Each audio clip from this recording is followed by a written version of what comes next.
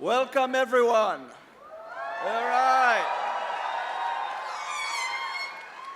My name is Avishai Sadan, and I am the Dean of the Herman Ostrow School of Dentistry of USC. And I'm honored to congratulate the class of 2017 today. Before I start, quick snapshot, all heads up.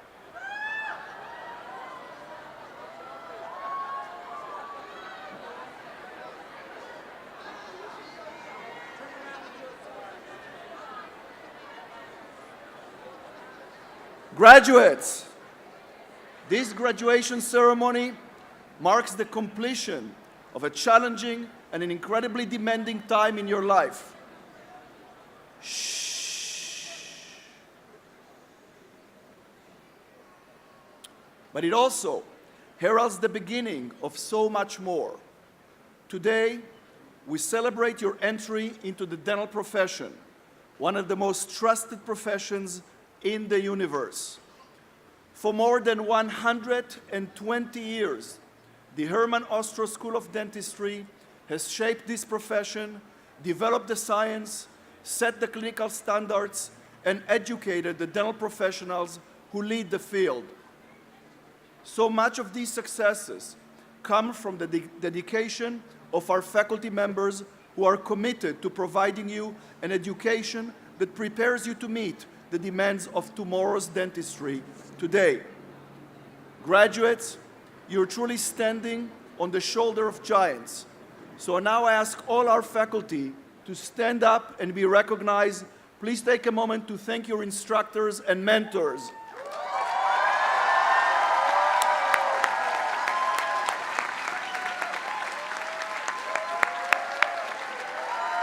Thank you, thank you. Please be seated, thank you.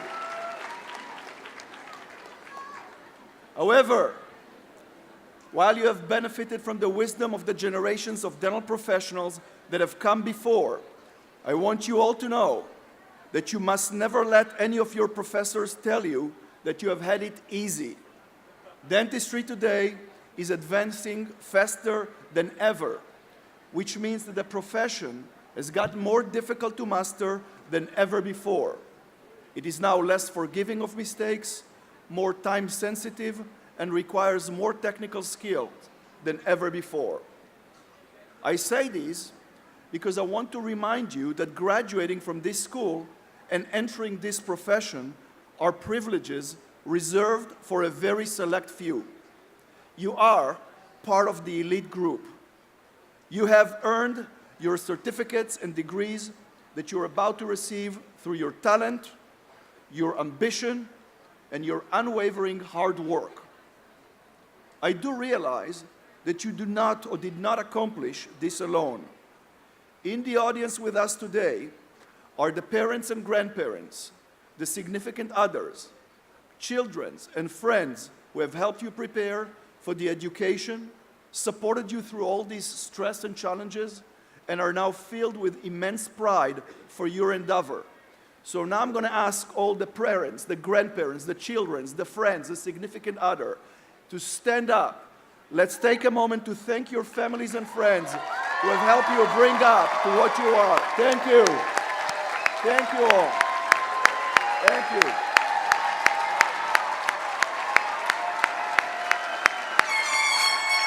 All right. Please be seated. Like your family and friends, we at Ostrow are also tremendously proud of you. It has been a privilege to witness your professional and personal growth. And I know that all of you have the tenacity and the character to shoulder the responsibility of this amazing profession. Ostrow faculty and alumni can all count on you to uphold the high clinical, scientific, and ethical standards that we have taught you and that USC dentistry is known for. It is imperative that you do this, not only because it reflects on Ostrow, but also because your community depends on it. Your patients depend on you to provide them with the best possible care and spare them from debilitating pain and illness. Your colleagues depend on you to contribute to the profession and represent it honorably. Society as a whole depends on you to serve as healthcare leaders and to share your talent, whether you volunteer to serve individuals in need, return to school to educate future generations, or donate your time, resources, or skills to any important cause. Now, since you have not yet walked across the stage, I think I can safely ask you for one more thing. You must not become a stranger to the Herman Ostrow School of Dentistry once you graduate today. Being a part of the Trojan dental family is special, and I hope that you will stay connected to the school as we continue educating new generations of dental professionals and advancing the dental profession in ever more exciting ways. But most importantly, all of us at Ostrow hope that you'll keep in touch, because we cannot wait to hear about the amazing things each and every one of you will accomplish. Class of 2017, congratulations and fight on!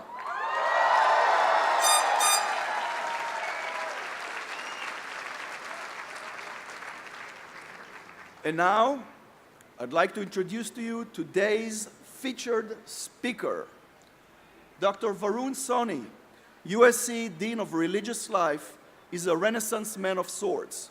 He has a list of accomplishments spanning several disciplines. Not only does he hold a doctorate in religious studies, he's also a lawyer and a member of the California Bar Association. He's a prolific writer, having authored Natural Mystics, the Prophetic Life of Bob Marley and Nusrat Fateh Ali Khan, as well as critically acclaimed graphic novel that is being adapted into a feature-length film. His writings have been published in the Washington Post, the Huffington Post, the Jewish Journal, and the Harvard Divinity Bulletin. For several years, Soni produced and hosted a radio show for KPFK Pacifica that featured the music of South Asian artists. Soni also served as a consultant to the Obama administration, as well as noted religious scholars like Reza Aslan and media outlets including Showtime, ESPN, CW Television Network, Biography Channel, and the Oprah Winfrey Network. In his role as Dean of Religious Life, Soni brings together USC spiritual and scholarly resources, provides moral and ethical leadership, and oversees nearly 90 student religious groups, including atheists and agnostics. While he might seem an unlikely choice for a dentistry commencement speaker, it's his message of mutual respect and inclusivity that inspired me to invite him to deliver the keynote today. We are a diverse school representing a wide variety of religions, cultures, ethnicities, and nations. The halls of the dental school reflect our global population and the idealism that we can work together and succeed. I am so proud to be a member of this USC dental community. But putting all that aside, Varun is just a cool dude. So please help me show a warm welcome to a fellow Trojan, Varun Soni. Hey.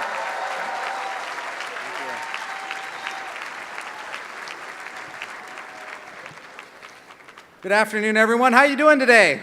Yeah? All right. Let's hear it one more time for the graduating class of 2017.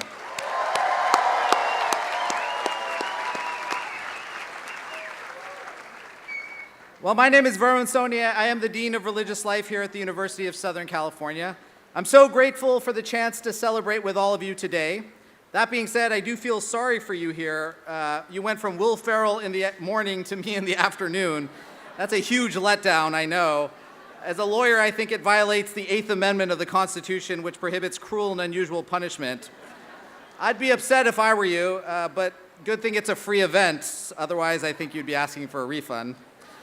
I'm especially grateful to Dean Avishai Siddhan for inviting me to speak today. I'm an out-of-the-box choice, I think, for this ceremony. I think that means I can give an out-of-the-box speech, but I promised him I wouldn't make any jokes about teeth.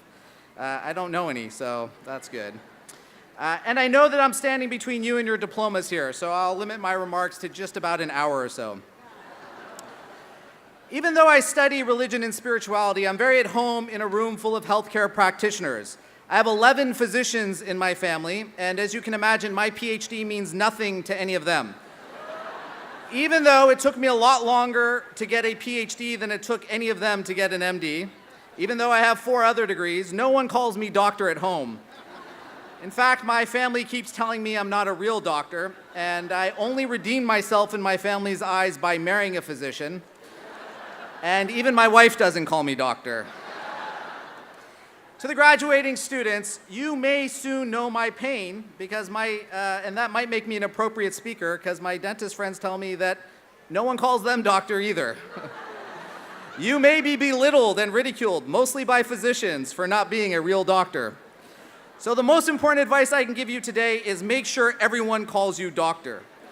You've earned that right, you've put in the hard work, you can legally prescribe medicine, and you are now graduates of the best dental school in the history of the world.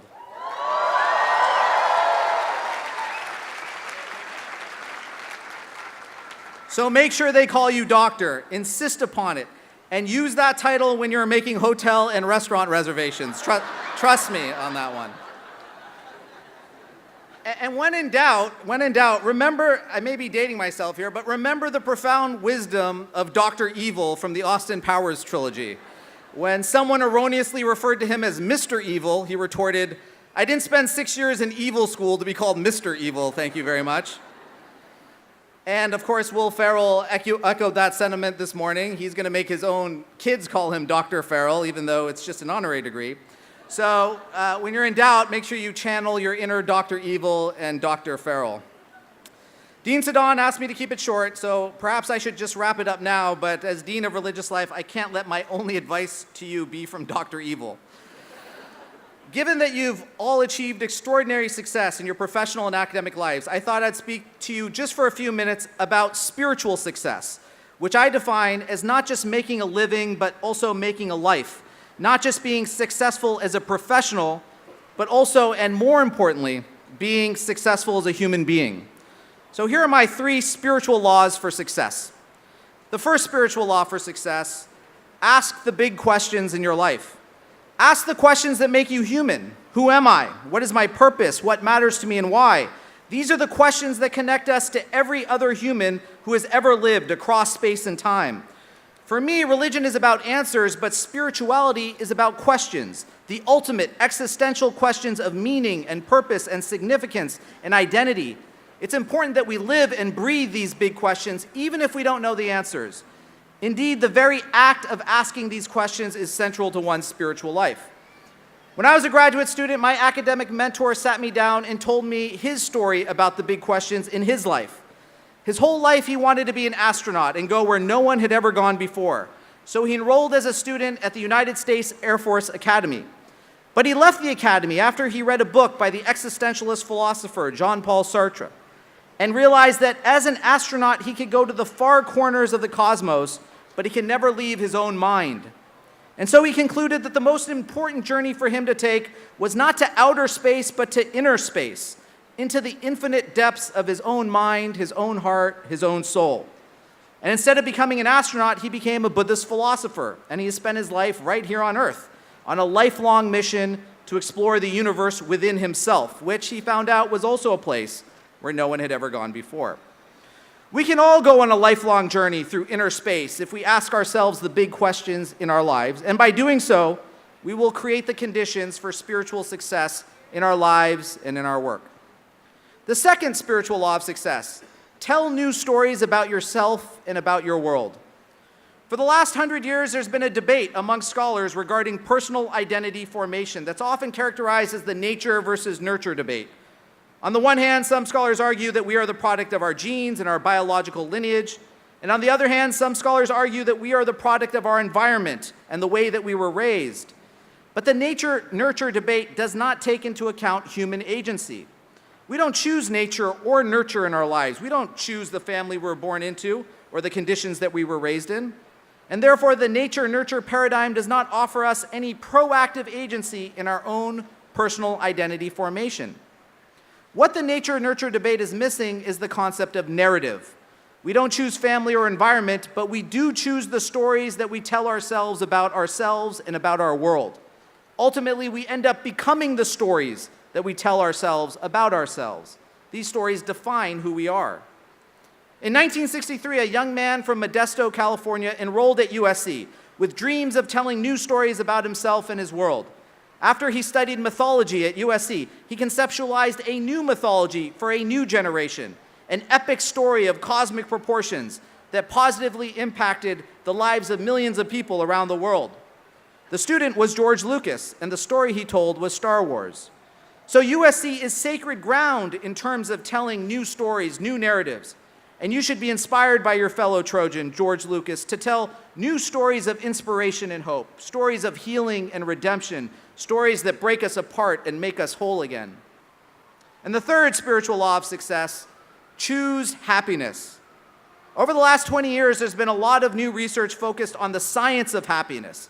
And much of the research points to the profound idea that happiness is a choice, and that all of us can make the choice of happiness for ourselves.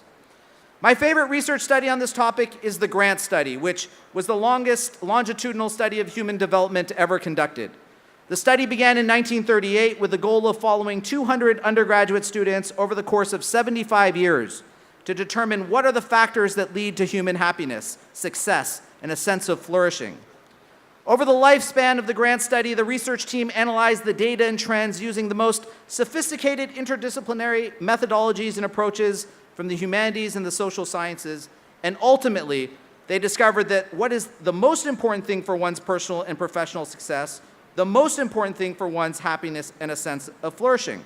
And it turns out that it's not salary or celebrity or status or career, but rather it's having strong, deep, and loving relationships.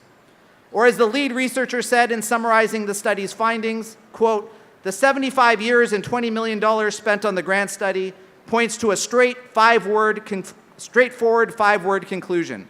Happiness is love, full stop." It's the same thing that four young lads told us from Liverpool told us more than 50 years ago.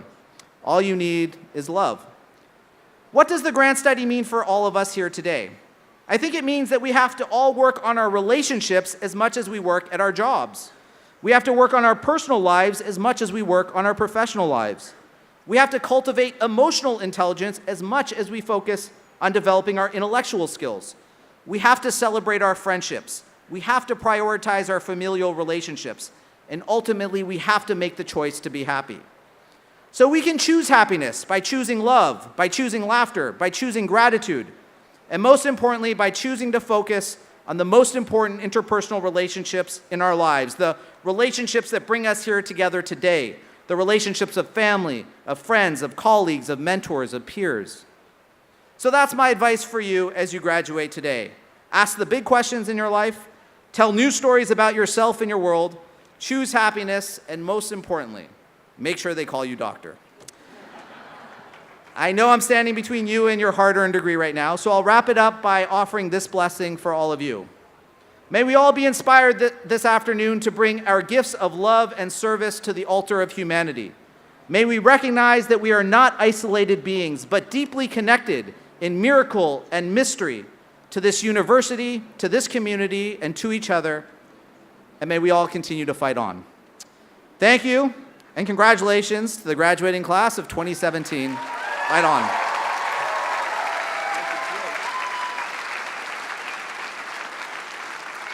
Thank you so much, Dean Soni. Thank you. And now, I'd like to welcome our student leadership to the stage to address their classmates. And we're going to start by introducing the first one, which would be Miss Jessica Hong, the president of Dental Hygiene class of 2017. Where is she? All right. One more. All right. It's yours.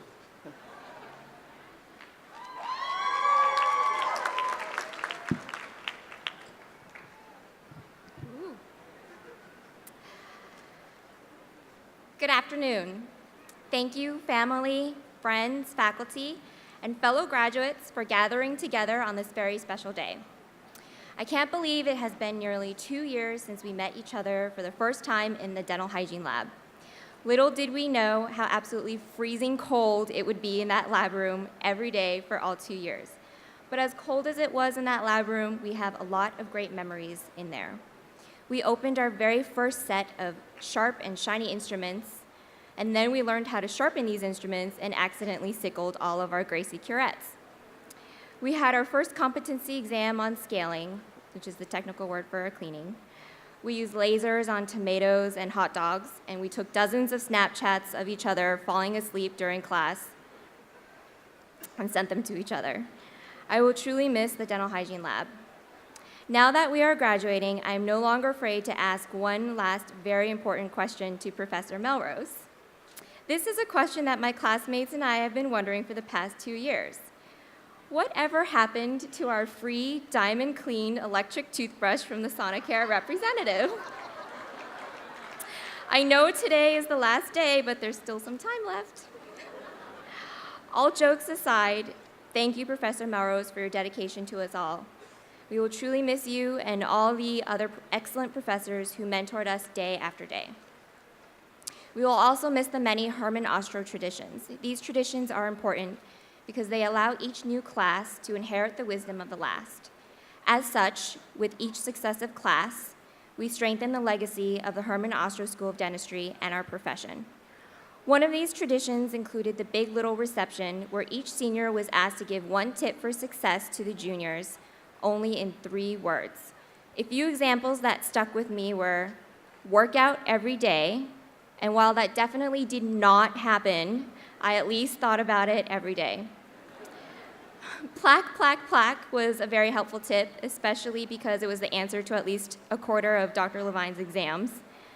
And a popular tip for us all was let it go, because we all made mistakes and sometimes we even failed. But we learned to let all the negative thoughts and feelings go in order to focus on how to improve in the future. So in honor of that tradition, I would like to give a few 3-word tips to all the 2017 graduates. The first tip is one that every dental hygiene student knows very well who were taught under Professor Melrose. Yes, I can. Few people know that I struggled through my undergraduate years and never thought I could be a good student. It turns out all I needed was the cultivating environment and inspirational faculty here at USC to help me realize that yes, I can. Yes, I can be a great student. Yes, I can scale the distals of the 3rd molars. And yes, I can sometimes even get away with not scaling the distals of the 3rd molars and not having it reflected on my daily grade. So always remember that you can do it. Whatever challenges you may face, don't ever give up. I think many of us at one point or another thought that we wouldn't make it through this rigorous program, but we stuck together like biofilm and helped each other through all the blood, sweat, saliva, suppuration, and tears, and now we are finally here on commencement day. The second tip is start with why. This tip is inspired by Simon Sinek, who developed the concept of why, how, what. In describing their work, most people in the world can explain what they do and how they do it, but few people can explain why they do it. We all came to USC to learn time-honored skills of dental hygiene and dentistry, but let us be grateful that we are graduating not just with these skills, but with a deeper sense of our purpose and motivation for serving patients. For patients don't come to us simply because of what we do. They come to and will follow us because of why we do it. Every dental hygienist can perform similar procedures, and every dentist can carry out the same techniques, except for maybe those UCLA graduates. But we, Trojan graduates, can do even better by helping our patients understand why we do what we do. In this way, we will help patients believe in our purpose and inspire them to keep coming back to us. The third tip, finis origine pendet, is the Latin phrase for the end depends upon the beginning, and is a quote from a Roman poet, Marcus Menelaus. Although the last 2 years felt like a lifetime, it is only the beginning of our careers in the dental profession and as leaders in the field of oral health. Thankfully, we are graduating from the Herman Ostrow School of Dentistry, which means our time here, the training we received, the faculty who supported us, and the roller coaster of emotions we all experienced ensures that we will have a promising future because we had a strong start. Never forget that you are a Trojan and that your career started here. We have much for which to be thankful on this special day, and I want to conclude by thanking all of you for being amazing classmates and friends. It has been an honor to serve as your class president. Thank you, congratulations, and fight on. All right. Now I'd like to call to the podium Dr. Christine Lemon, immediate Associate Student Body Past President.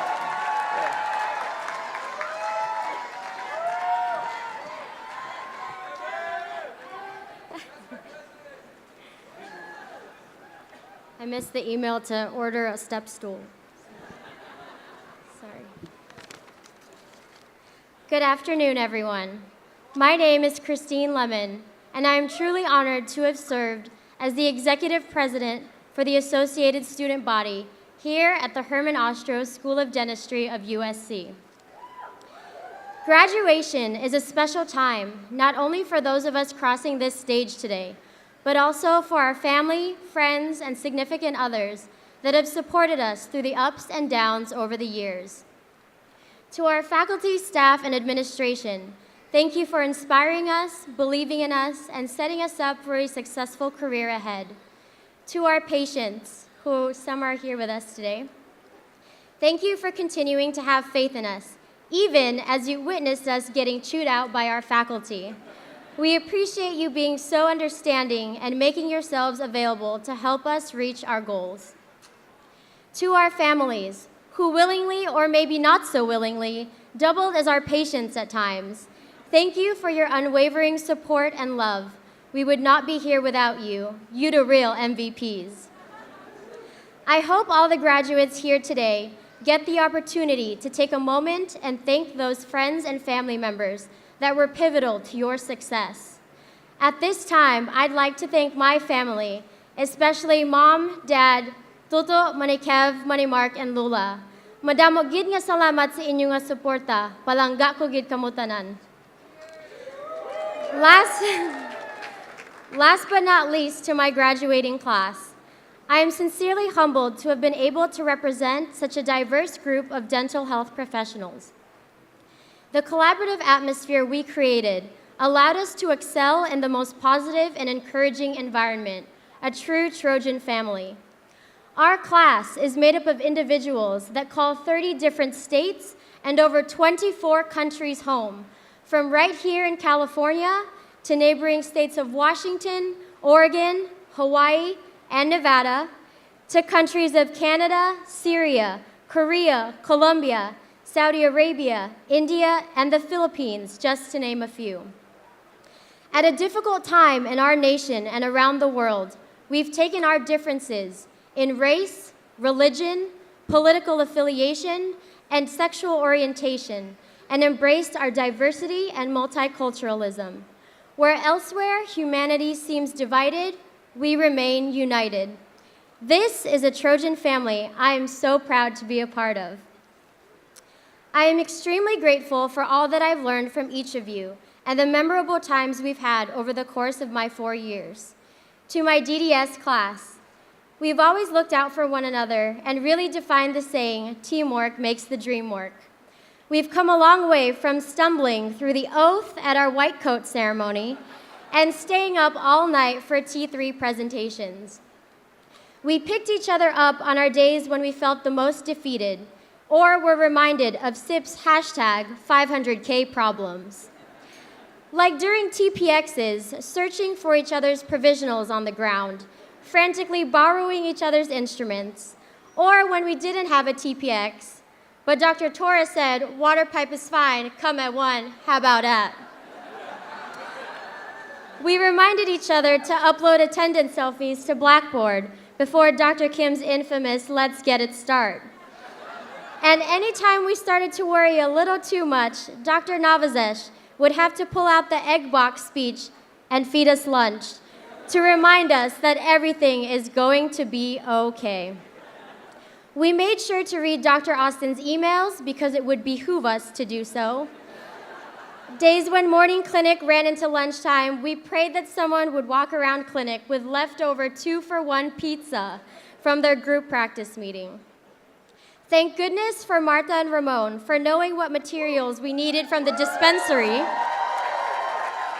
better than we did before the line got longer than a ride at Disneyland. We tried to comp with Dr. Truhan, and a junior doing a data collect kicks you out of a chair. In the words of Katie Padilla, do you mind? Chasing down Dr. Abedi and Dr. Shea for QA was harder than catching a rare Pokemon. And finally, when it came down to the wire and we realized that 750 EUs was just not gonna happen by May 12, we thanked our lucky stars that Dr. Santosh, Dr. Kathy, and Dr. Mehdi continued to reply to our desperate messages on Axiom. 2017 graduates, I hope you cherish the moments we've shared in SimLab, clinic, community outreach, and outside events, as much as the friendships we've made during our dental school years. As we go our separate ways, remember that we carry the USC name wherever we go. On Tommy Trojan's base is engraved 5 ideals for a Trojan graduate: to be faithful, scholarly, skillful, courageous, and ambitious. I challenge us all to continue these ideals into our professional careers. Remember that the essence of every healthcare profession is service above self, and our enthusiasm, obligations, and responsibilities for dentistry in this rapidly changing world are paramount. Remember the hard work you put in to get to where you are, and never forget why you started this journey in the first place. Dr. Charlie Goldstein always said, "The best thing you can do in life is to help others." I'm excited to see what the years ahead hold for us and wish you all the best in your future endeavors. Thank you for an amazing 4 years. Congratulations, fam. God bless, and fight on.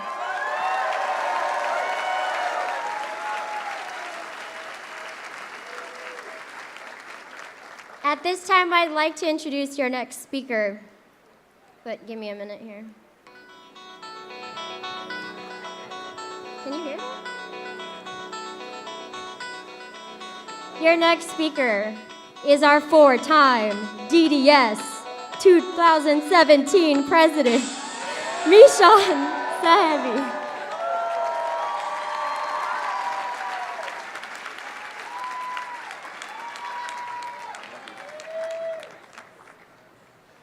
I didn't ask for that, by the way, but it was pretty cool.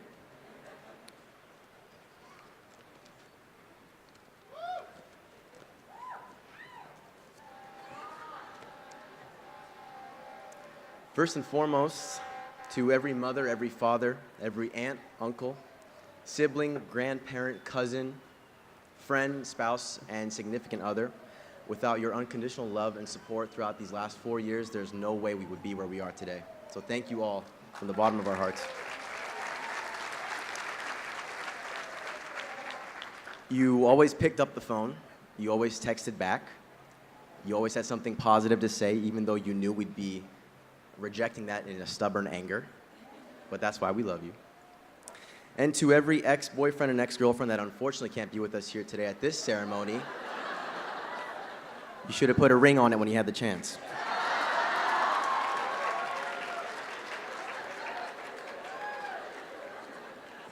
Check. That was a good one.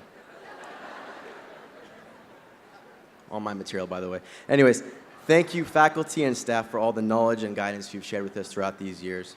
Thank you, Dean Navazesh, Solo, and Sedan, for offering and showing your various values of leadership.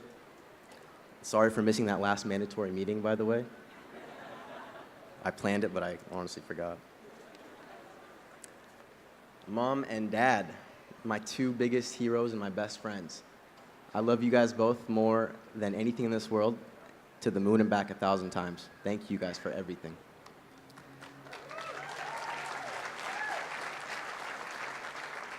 And to our class, from the absolute bottom of my heart, thank you so much for allowing me to serve as president for the last 4 years. Or in other words, thank you for not assassinating or impeaching me in the last 4 years. The patience, humility, and countless opportunities of growth that I've experienced through this position and its responsibilities are things I am honestly forever indebted to all of you for allowing me to have. And to all my friends, both here and back home, you know who you are. You saw me at some of my darkest points in my life, and your words of support always, always, always brought me back. And thank you so much, because there's no way I'd be where I am right now without you guys. And there's no words I could even say to convey that message to any of you. Thank you all for an amazing lifelong friendships that you've blessed me with, and thank you for the best 4 years I've ever had. I fell in love with this place when I first came. The first second I walked through the dental school doors, I immediately knew this is where I belonged. And it was an easy sell, to tell you the truth. About midway through the day, one of those tour guides pulled me aside, kind of sketchy, I thought, and said, "Hey man, I wanted to tell you something real quick. Let me ask you a question." And I said, "All right, what's going on?" He said, "Do you want $1 million education?" And I said, "Well, yeah, that sounds pretty good. Who doesn't?" He goes, "Well, what if I told you you could get that for about half off?"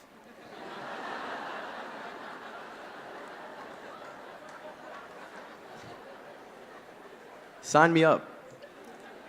Here I am, 4 years later, with 7 more gray hairs than what I had started with, and a future ex-wife named Sally Mae.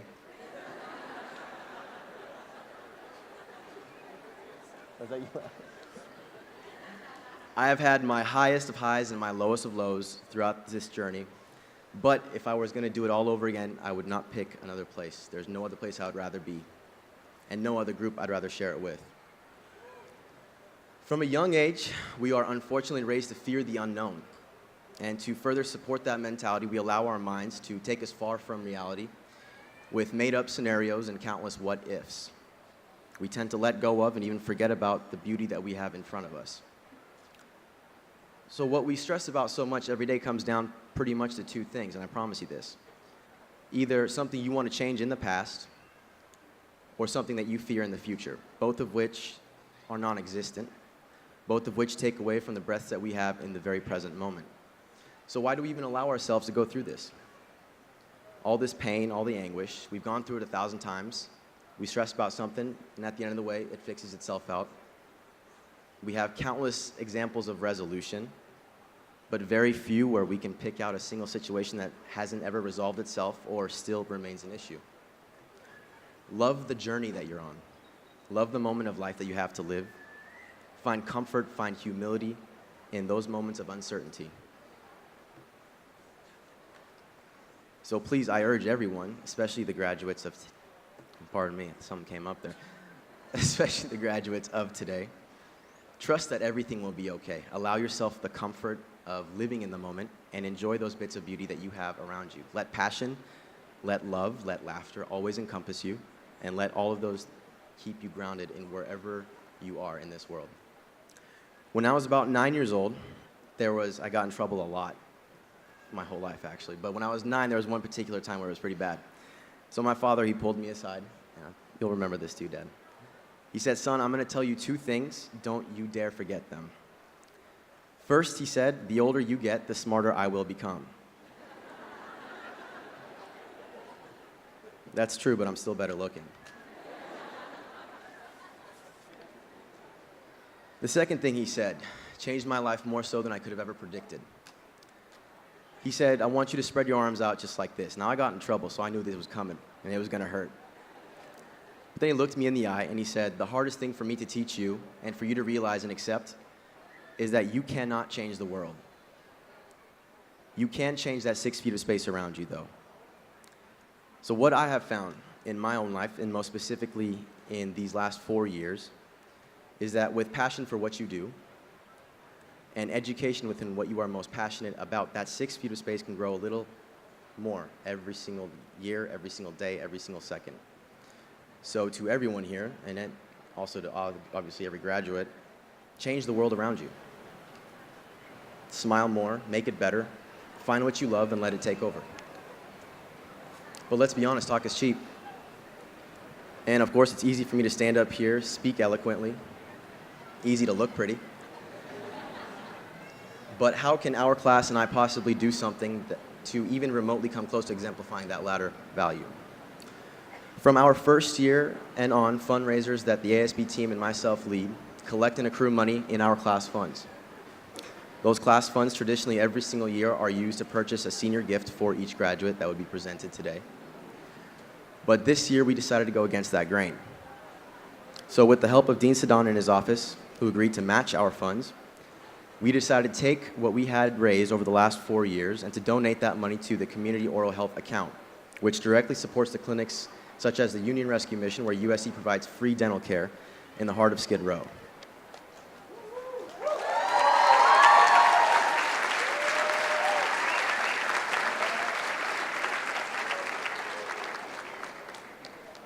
In all of my 4 years in this position, what I am most proud of and what will stand dearest to my heart is what we decided to do.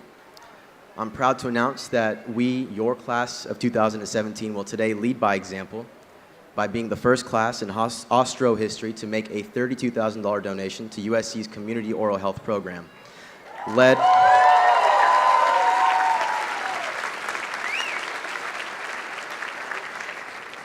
by the visions of Dr. Mulligan, as well as her supporting faculty, Drs. Mehti, Sunny, Kathy, and Santosh.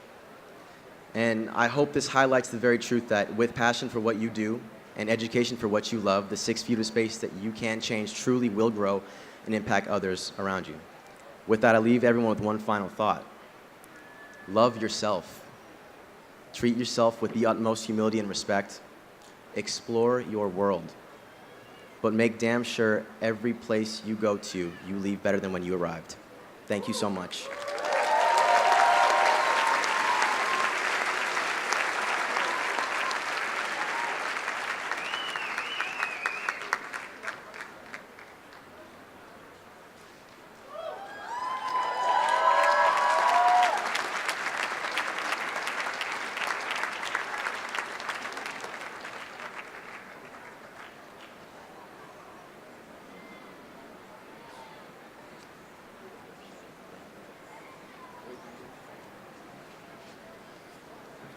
What a surprise. I was so surprised and shocked, but I was quick enough to prepare a recognition plaque with the name in each and every one of the graduates of this class. I cannot tell you how much that means to all of us, and thank you so much for starting this wonderful, wonderful tradition. Thank you again, Mission, and to all of you. Thank you, my friend. Now get out of here. All right.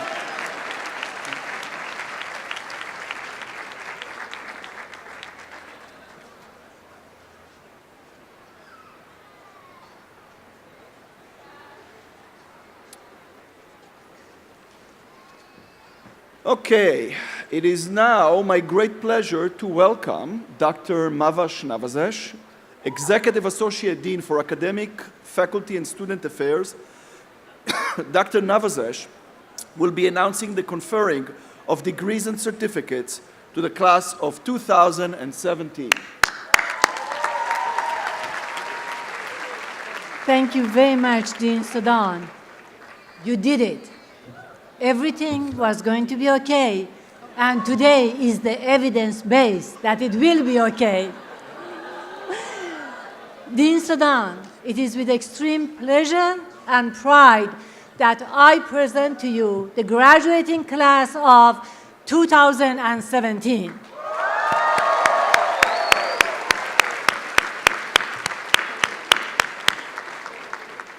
These individuals have met the expectations of our outstanding faculty member and are going to be awarded with their degree today. The first program is Bachelor of Science in Dental Hygiene, directed by Mrs. Diane Melrose.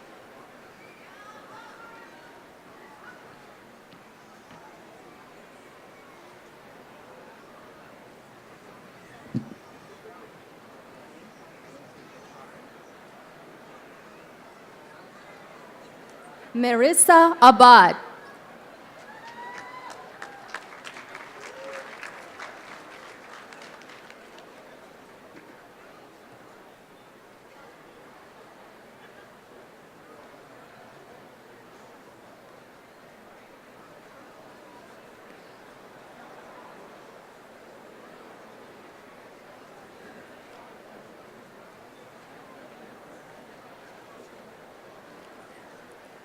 Shannon Adams.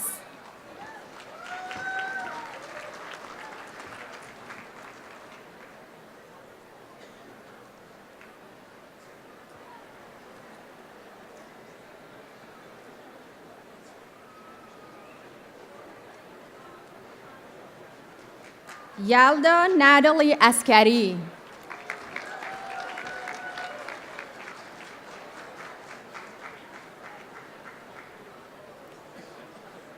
Aisha Baksh.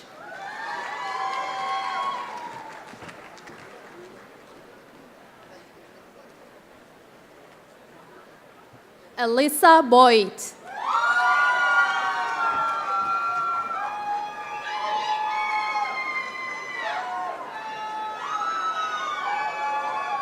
Evan Bronner.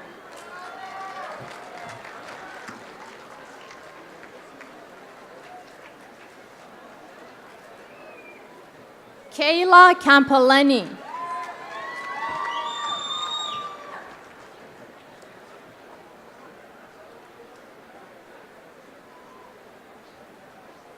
Isabel Cantos.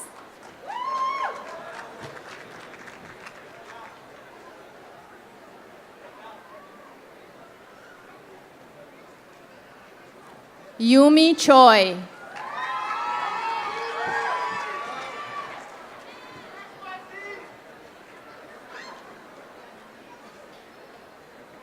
Nafisa Chowdhury.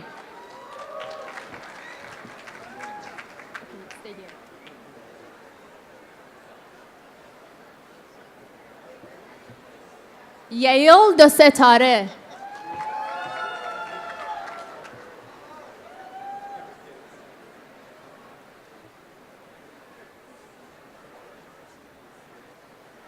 Maital Gateman.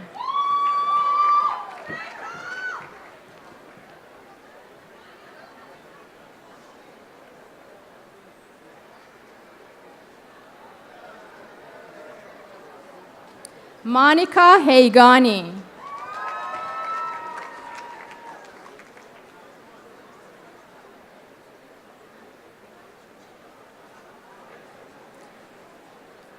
Valerie Hernandez Bluin.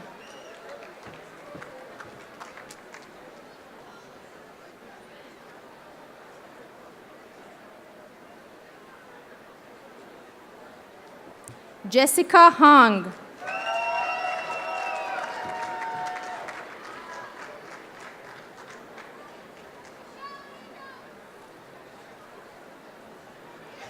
Michelle Ito.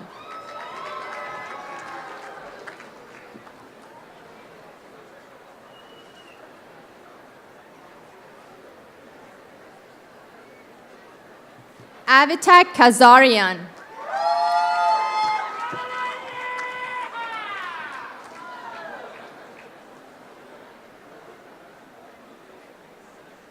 Helen Hemi Kim.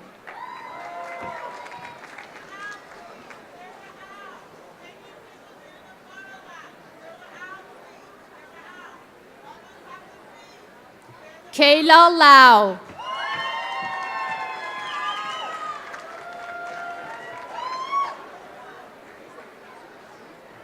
Edward Lee.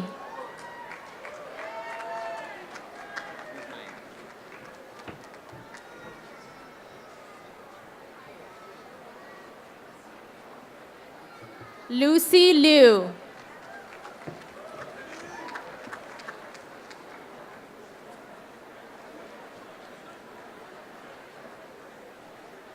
Courtney Mader.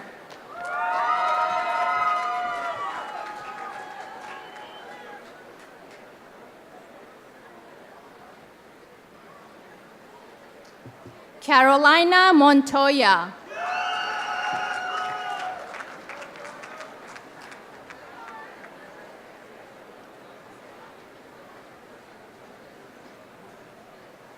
Shireen Musavi.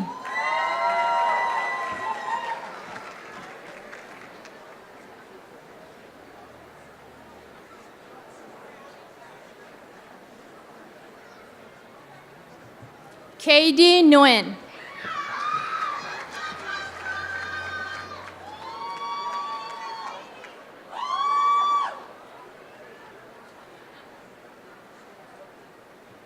مریم میشل پارسایی.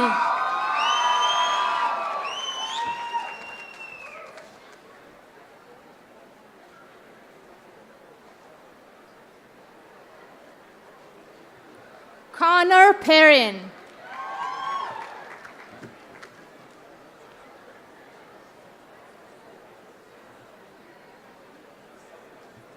Agnes Primzian.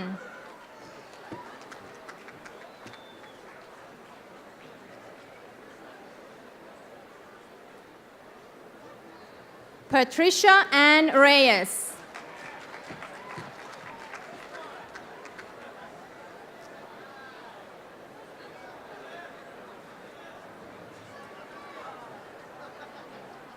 Stephen Worley.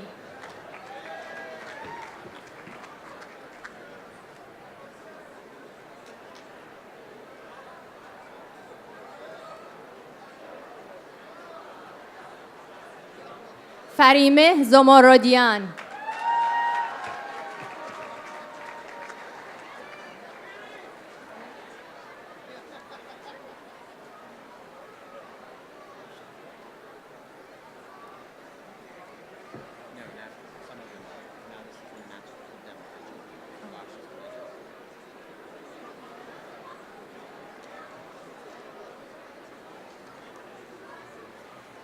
Congratulations. The next program is Master of Science in Dental Hygiene, directed by Mrs. Diane Melrose. Nikki Cole Glazer.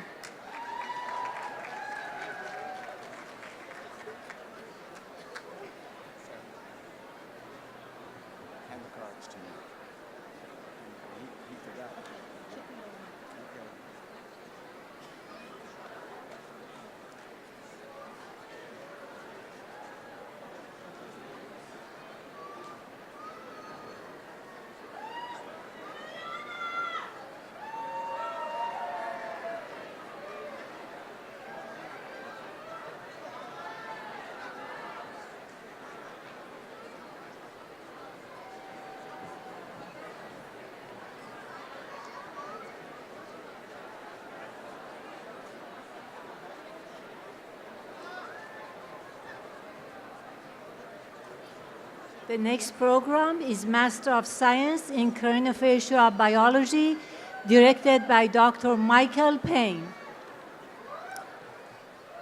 Dr. Yasemin Badran.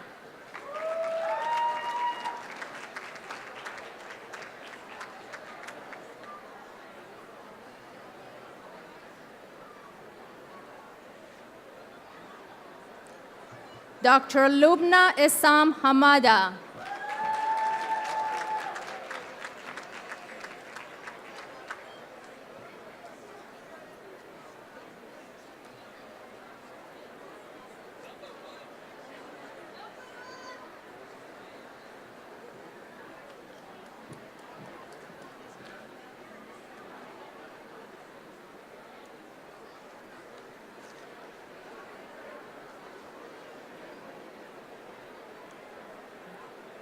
Next is Master of Science in Geriatric Dentistry, directed by Dr. Roseanne Mulligan.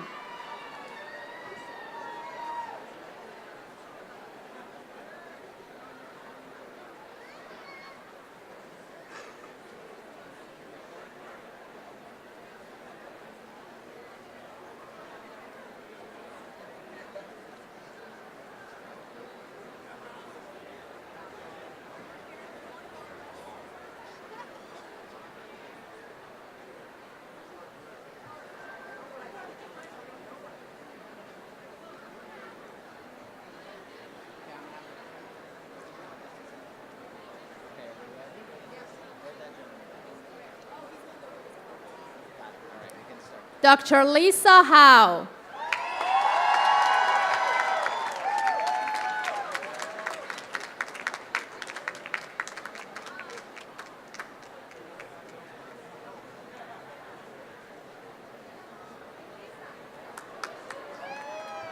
Dr. Philip John Kroll.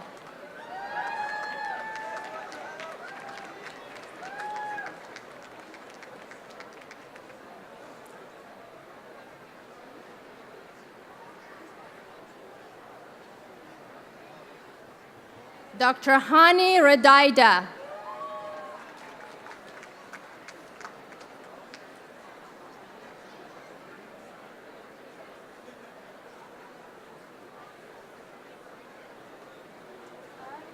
Dr. Nazanin Sharifi.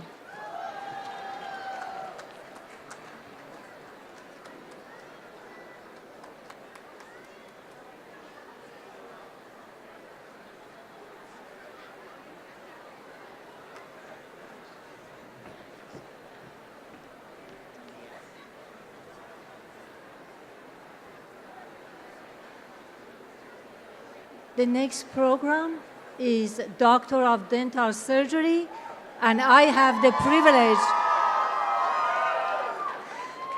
the distinct privilege of serving as the program director.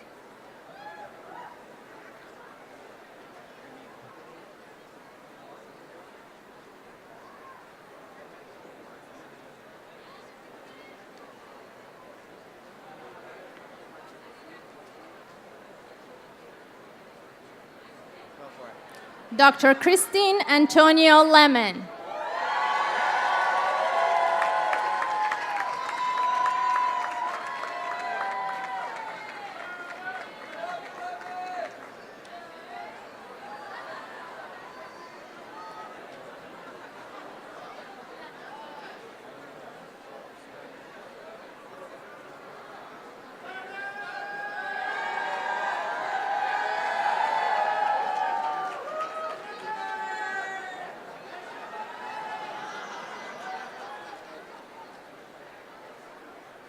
Dr. Mishan Sahibi.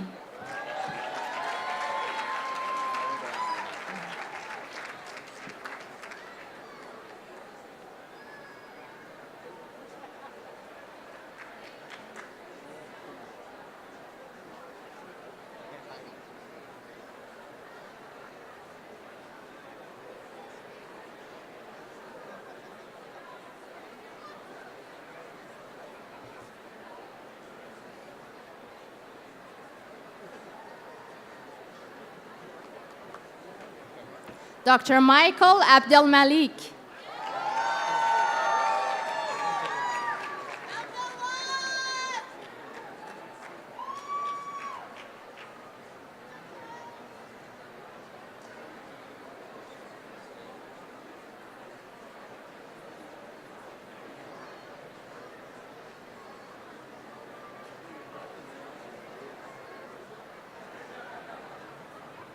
Dr. Emil Abner.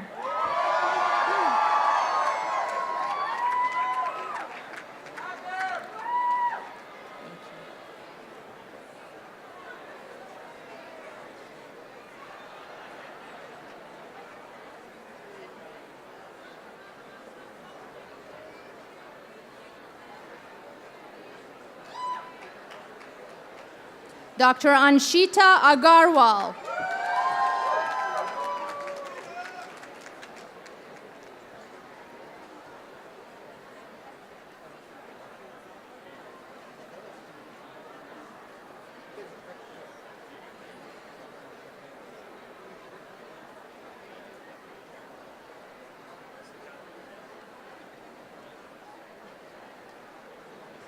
Dr. Shant Aharonian.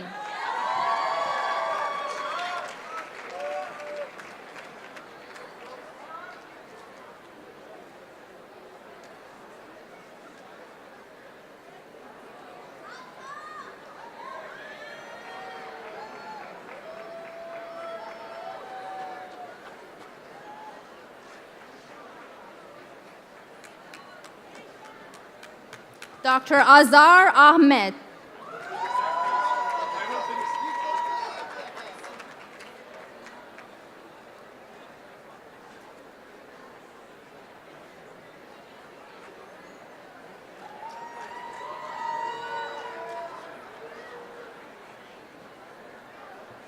Dr. Nicole Ahobem.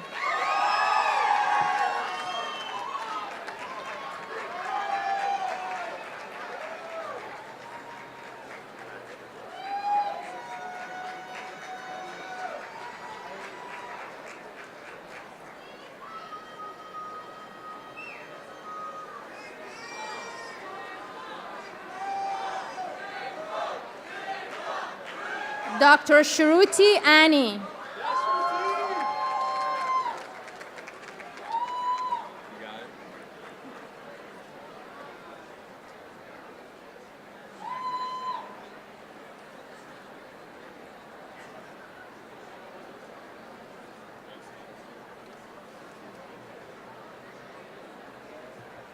Dr. William David Arnold.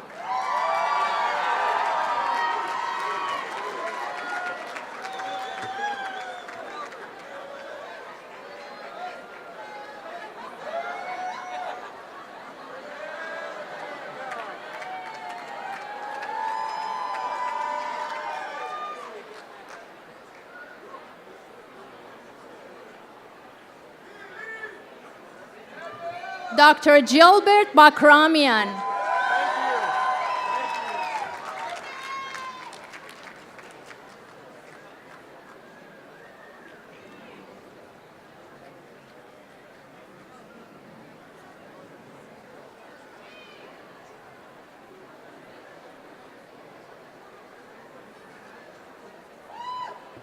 Dr. Joanna Bala.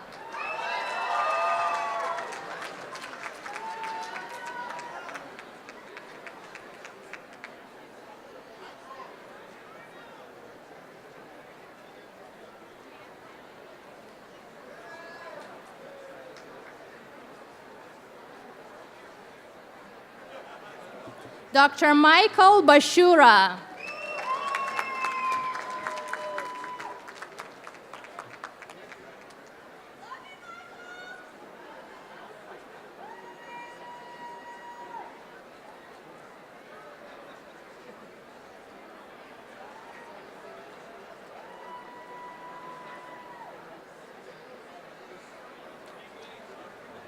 Dr. Preston Beck.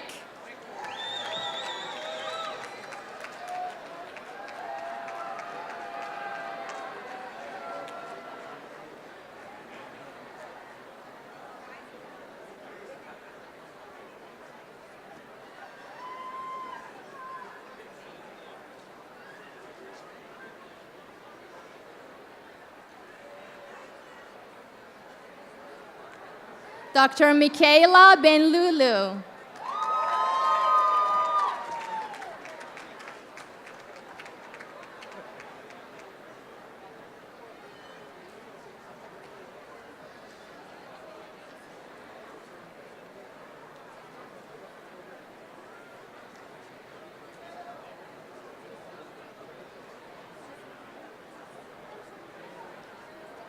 Dr. Vikita Bhakta.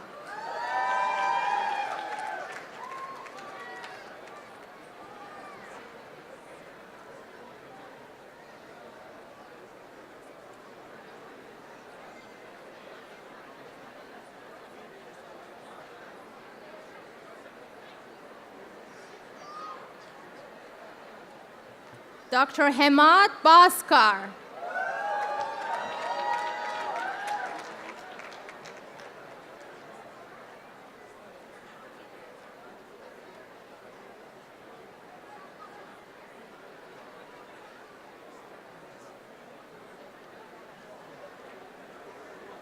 Dr. Austin Brown.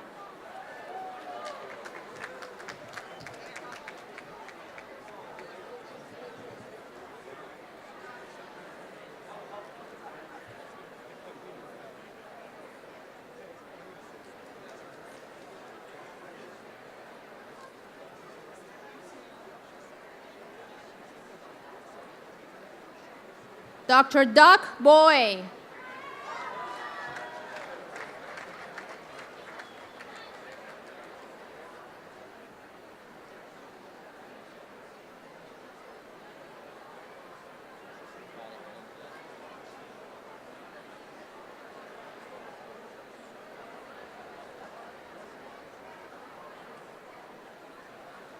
Dr. Victor Chan Wang.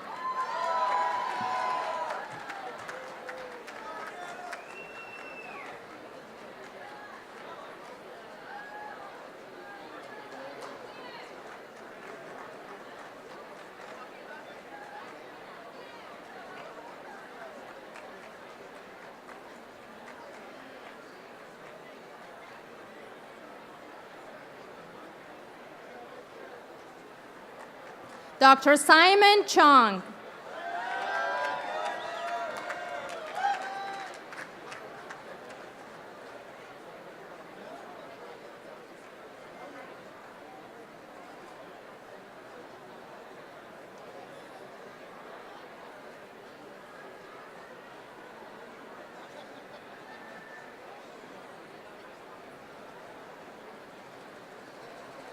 Dr. Raymond Chong.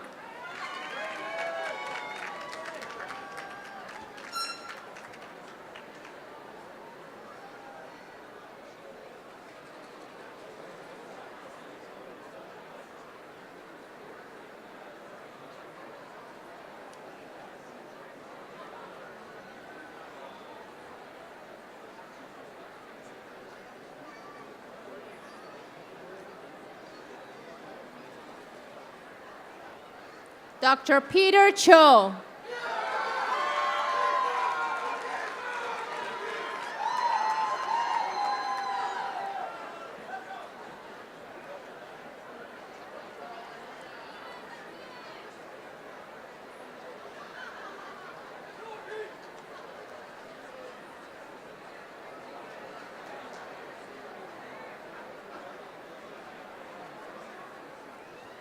Dr. John Hoon Choi.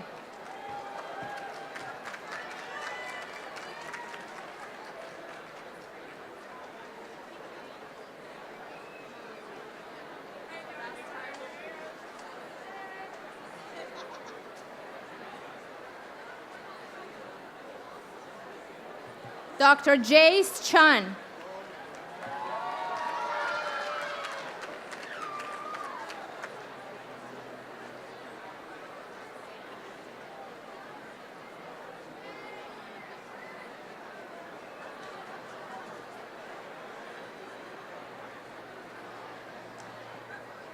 Dr. Sue Chung.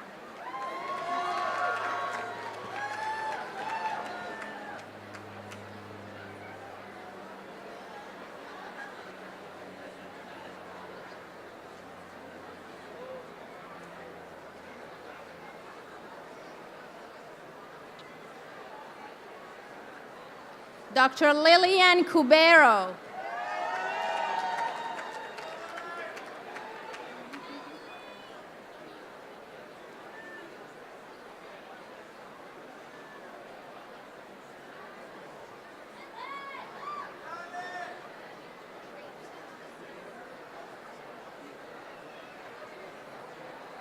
Dr. Nikki Darbani.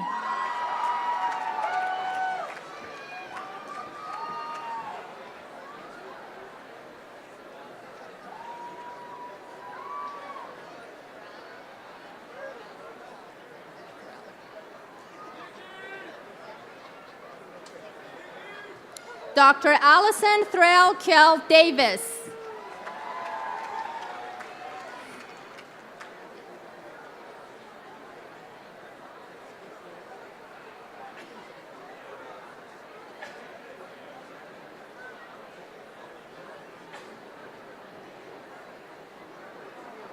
Dr. Tyler Davis.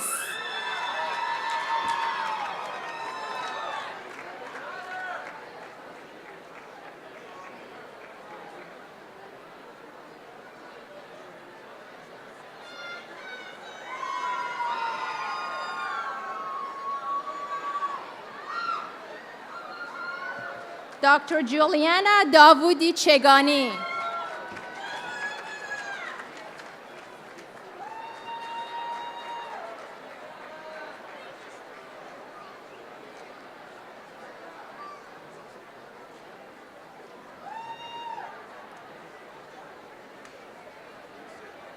Dr. Jyothi Dina Dayalu Naidu.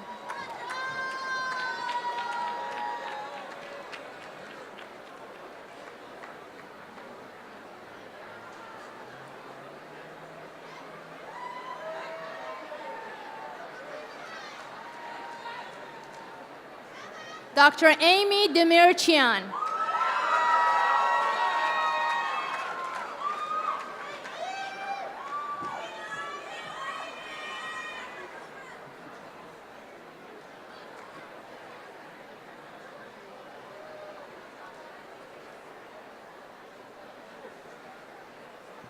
Dr. Cranveer Dillon.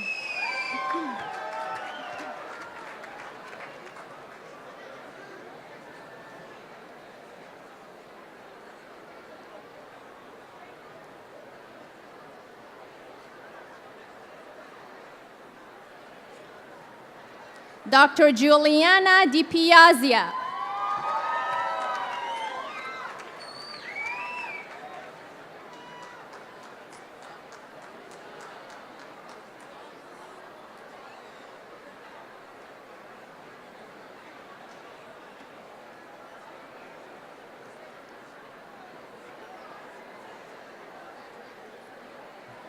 Dr. Tiana Mary Dorman.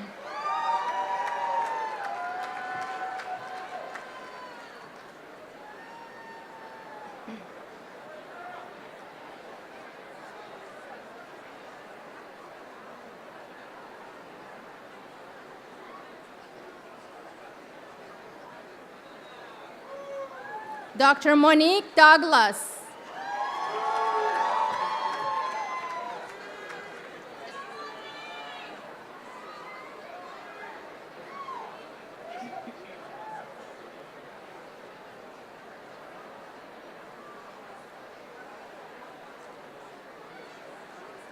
Dr. Regina Alma Evelyn Dowdy.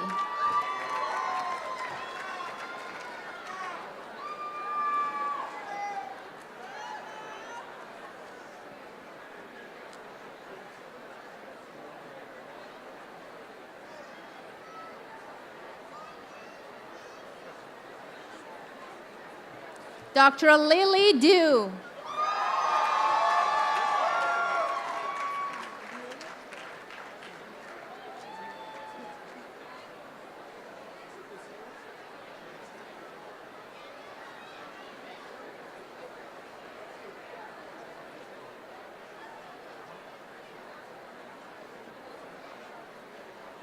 Dr. Christina Jung.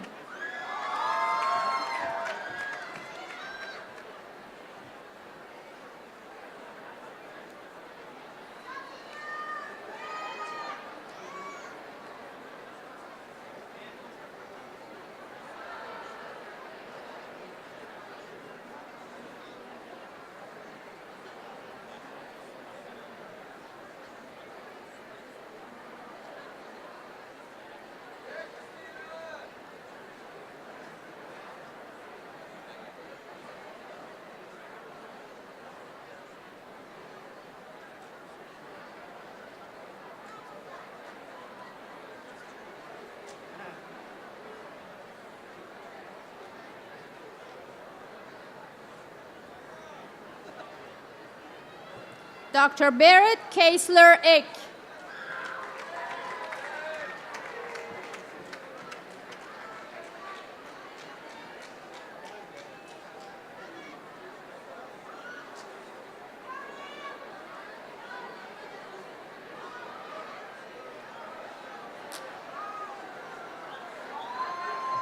Dr. Zachary Elamier.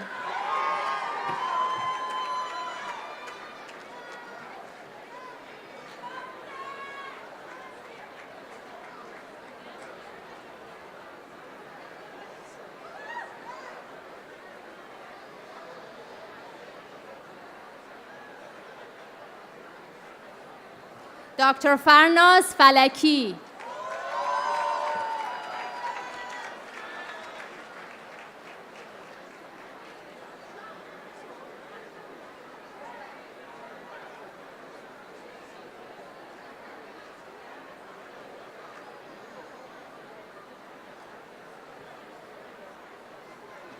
Dr. Matthias Stephen Fallis.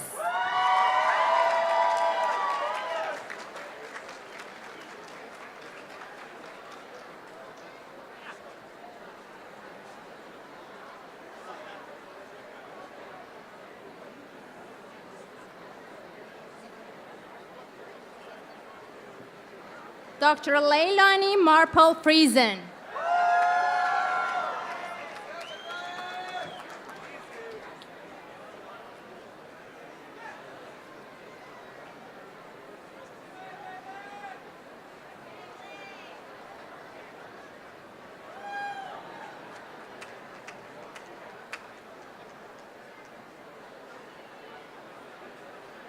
Dr. Jordan Gaddis.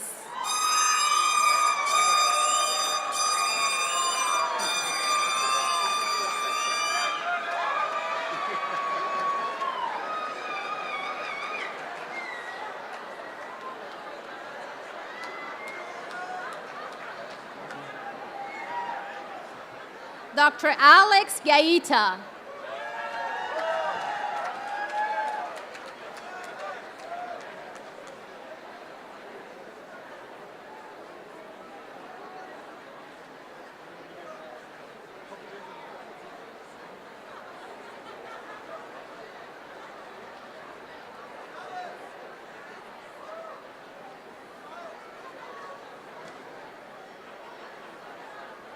Dr. Benjamin Grai.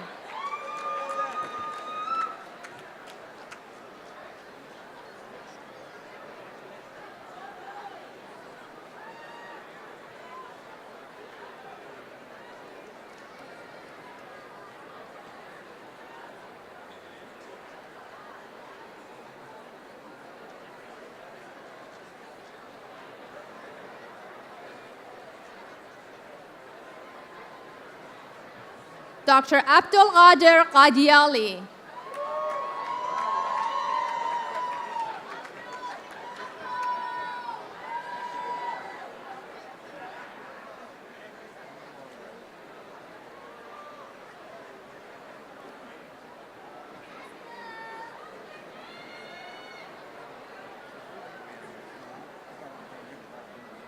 Dr. Michelle Nassim Qasemlu.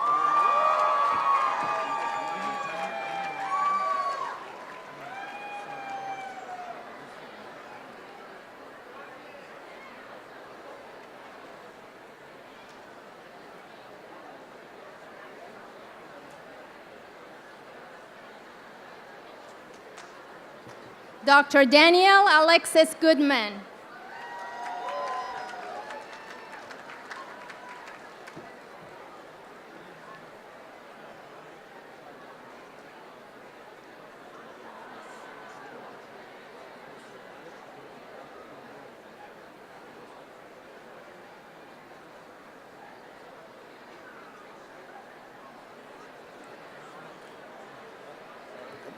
Dr. Cipriano Dedrick Godoy.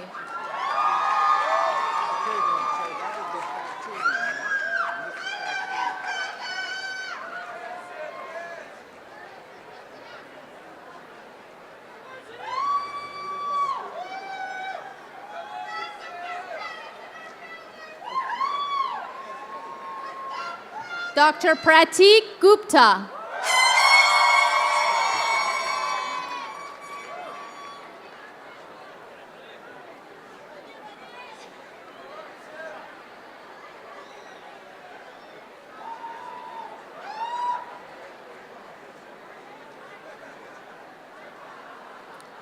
Dr. Tigran Gyukchan.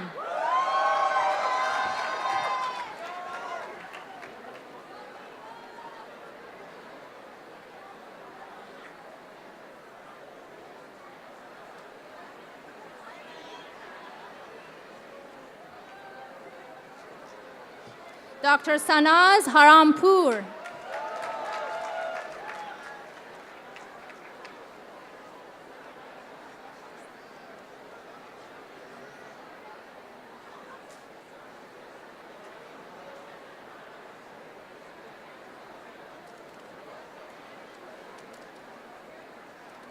Dr. Laurel Kelsey Alyssa Henderson.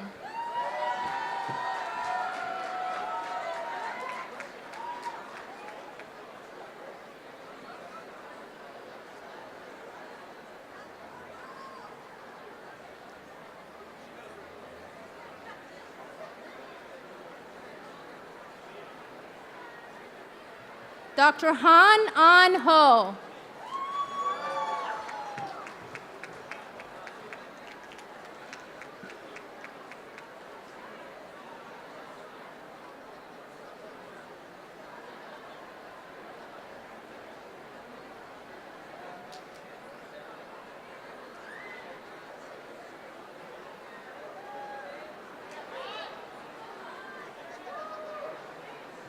Dr. Nancy Ho.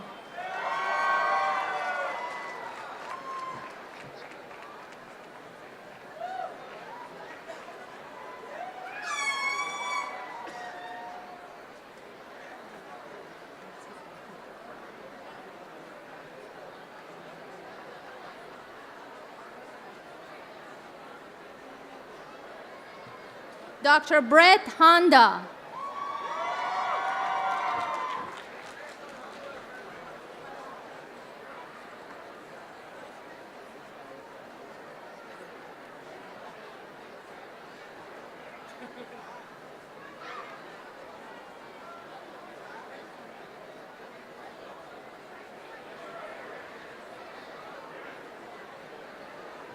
Dr. Hasti Huri.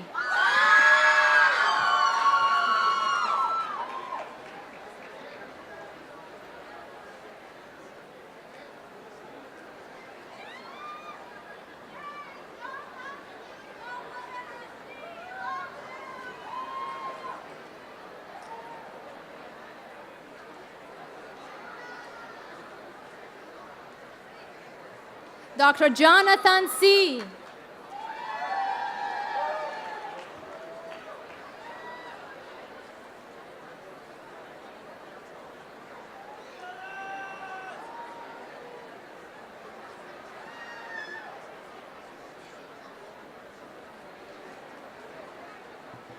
Dr. Monique Escoros.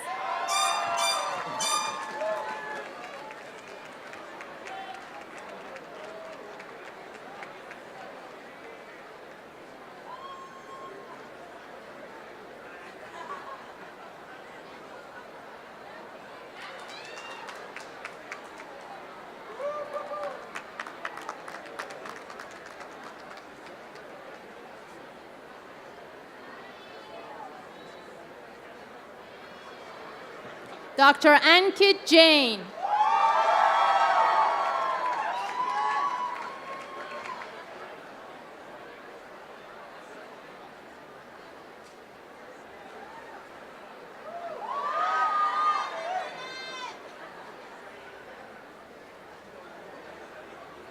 Dr. Mahak Jain.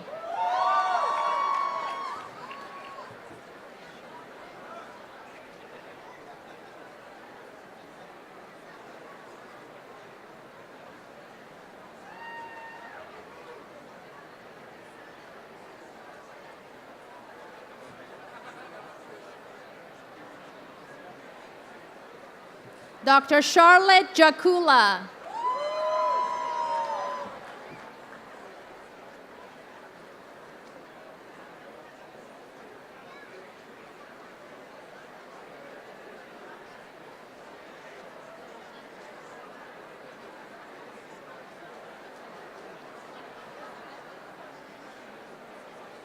Dr. Ariel Jones.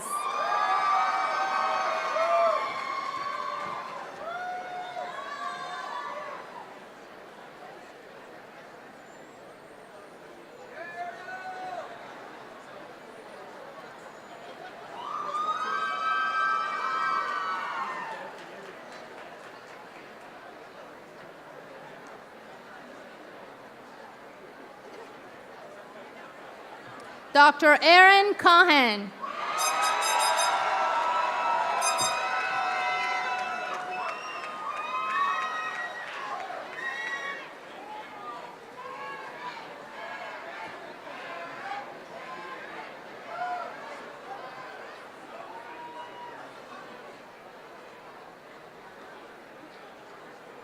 Dr. Vamsi Kalachavarla.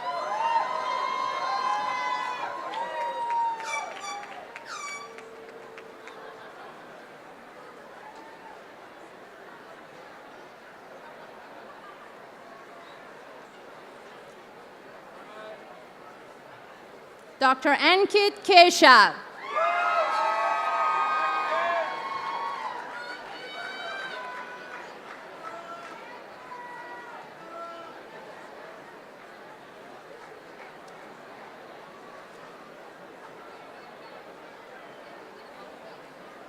Dr. Sahar Khoshab.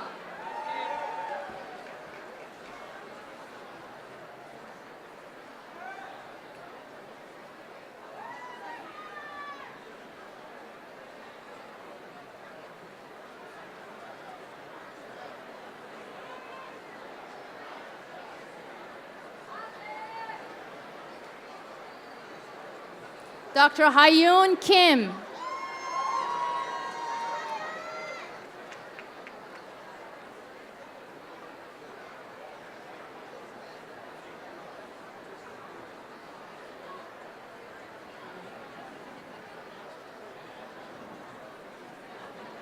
Dr. Ji-won Kim.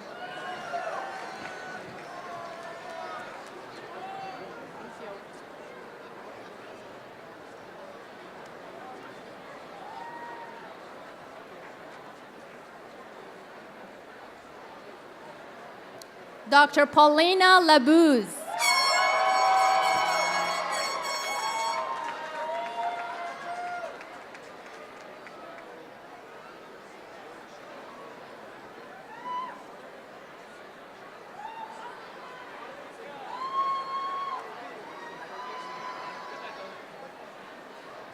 Dr. Tan Lee.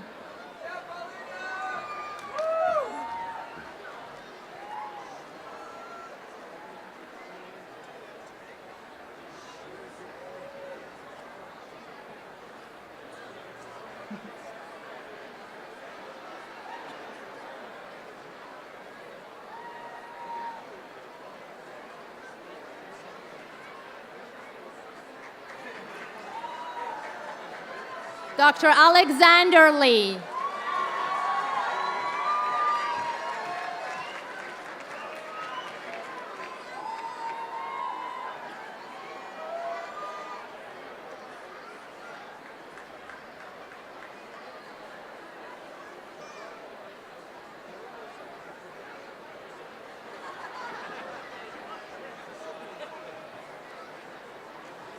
Dr. Brenda Lee.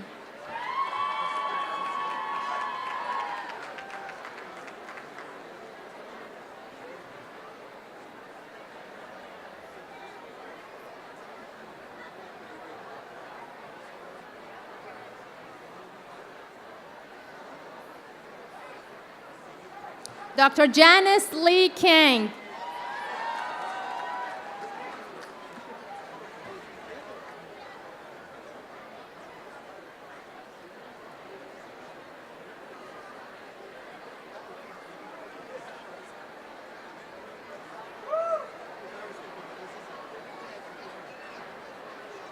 Dr. Linda Lee.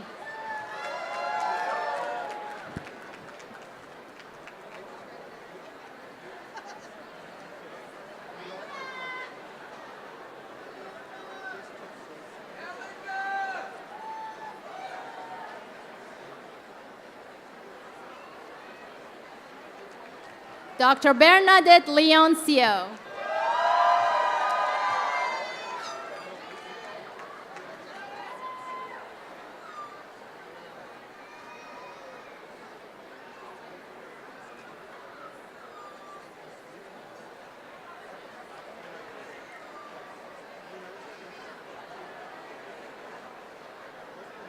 Dr. Ravi Linganini.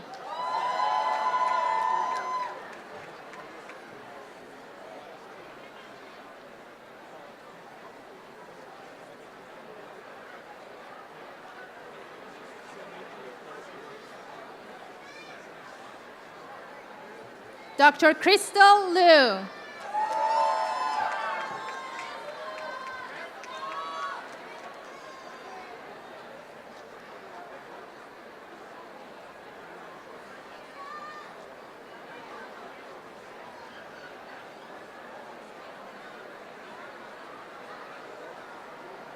Dr. Jacqueline Andrea Lucero.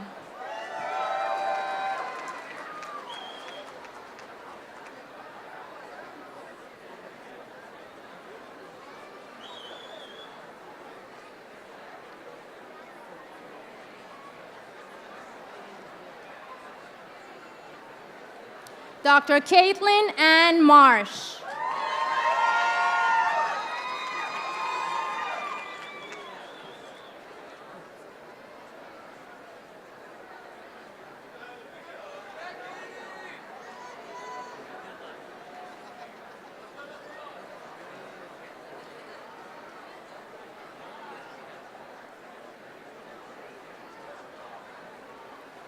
Dr. Daniel Aaron Matatiyahu.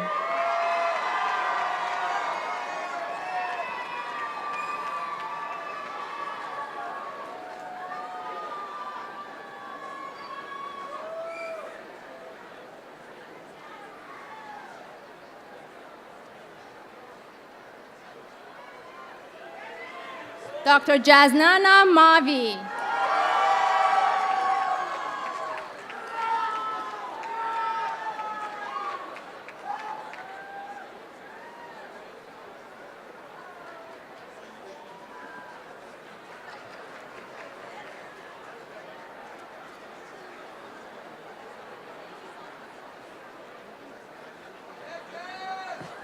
Dr. Isha Mayal.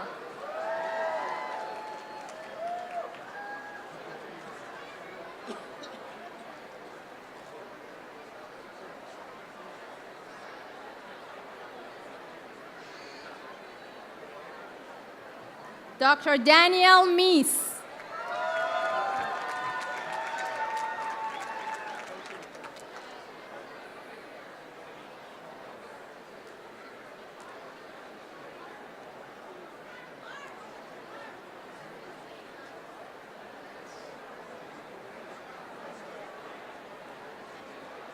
Dr. Juhi Mehta.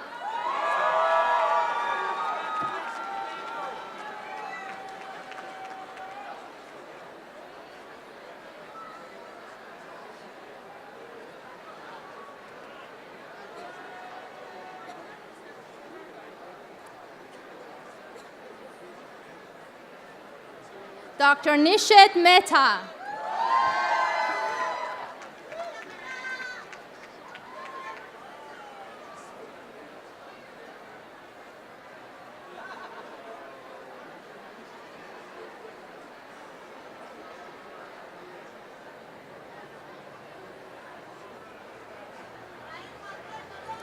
Dr. Radhika Mistry.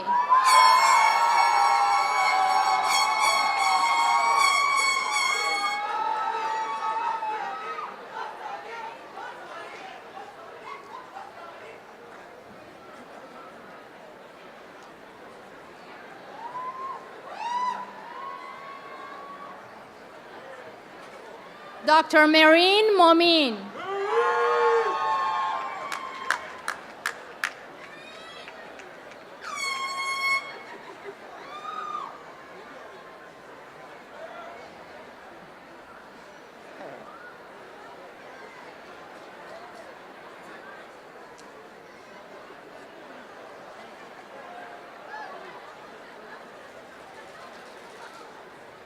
Dr. Richard Morris.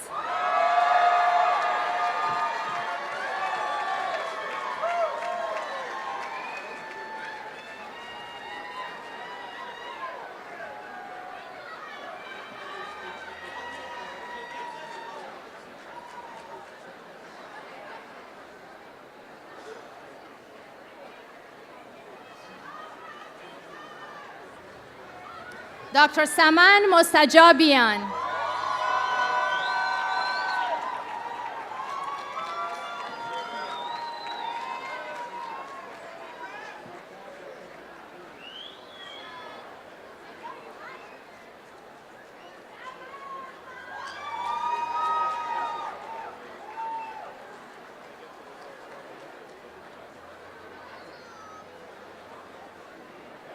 Dr. Amir Motamedi.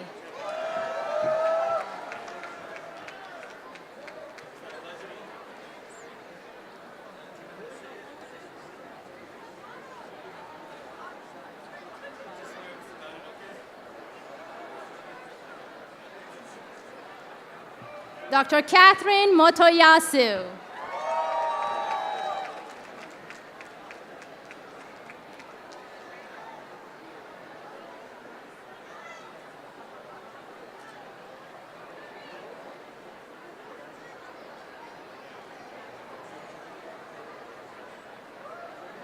Dr. Ryan Mott.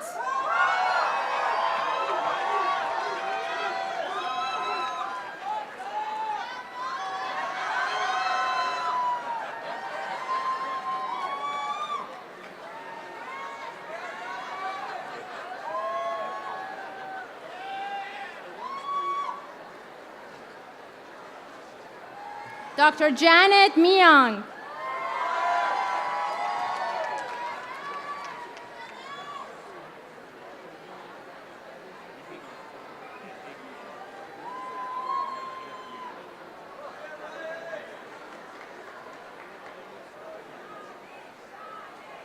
Dr. Evan Nahegian.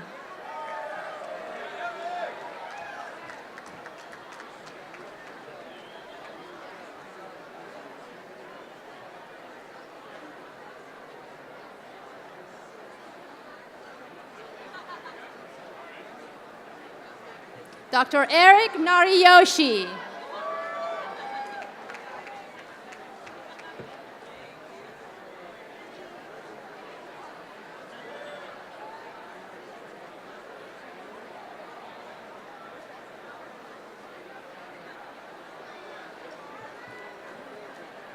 Dr. Ann Nguyen.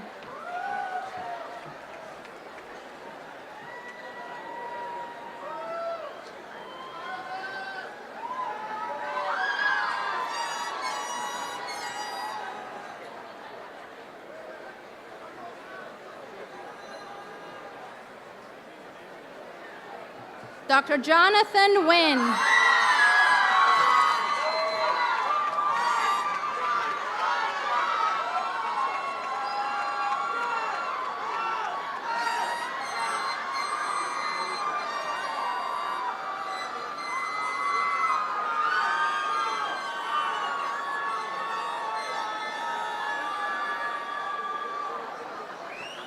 Dr. Joshua Novinbach.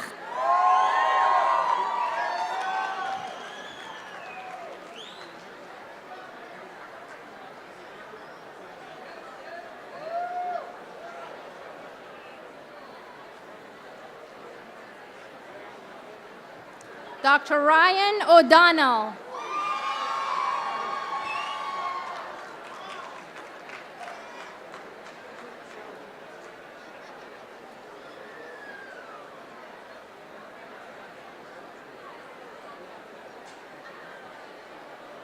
Dr. Catherine Padilla.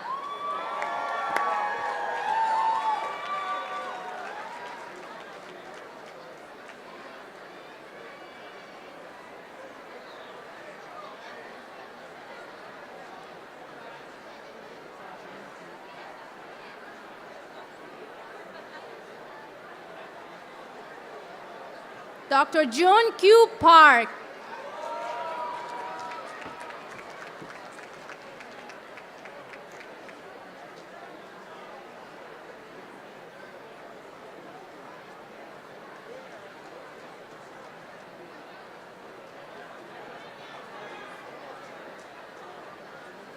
Dr. Amber Parker.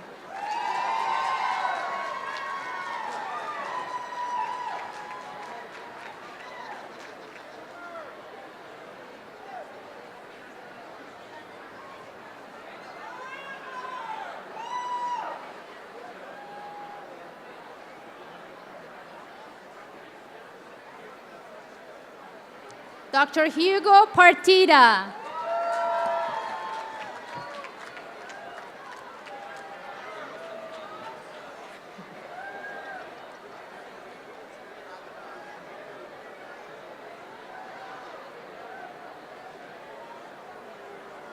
Dr. Parva Patel.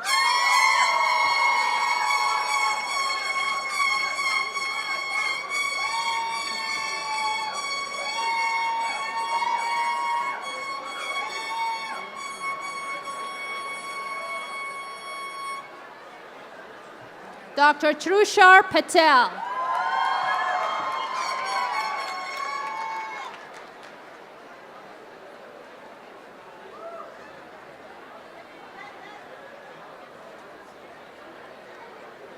Dr. Shabnam Pedram.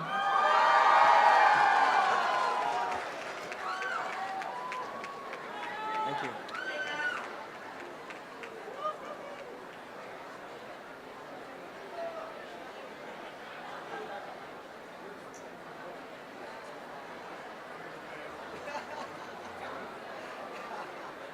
Dr. Jae Hoon P.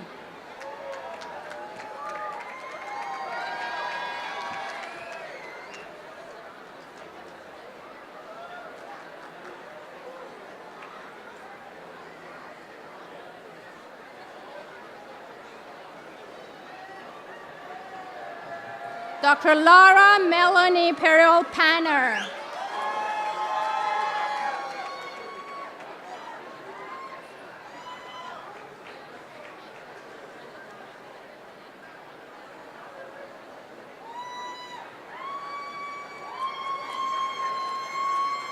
Dr. Anthony Pham.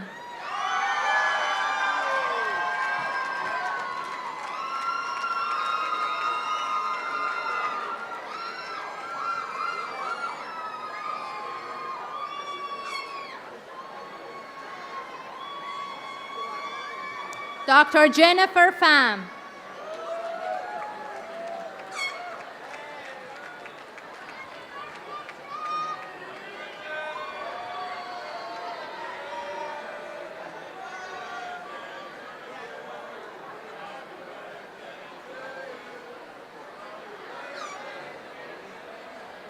Dr. Win Pham.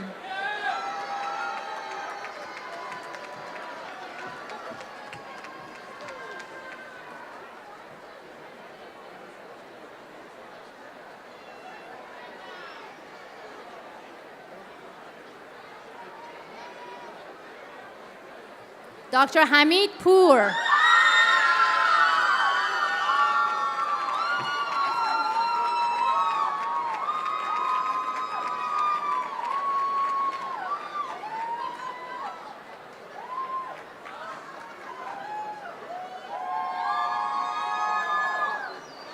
Dr. Bahar Rabi'i.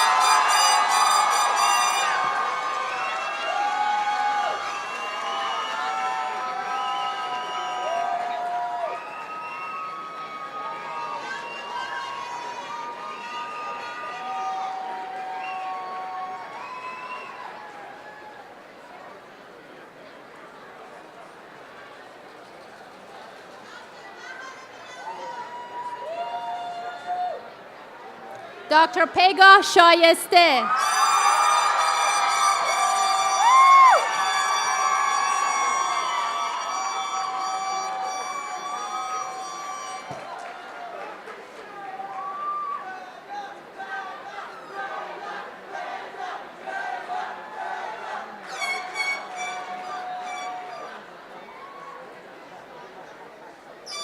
Dr. Sarah Raffo.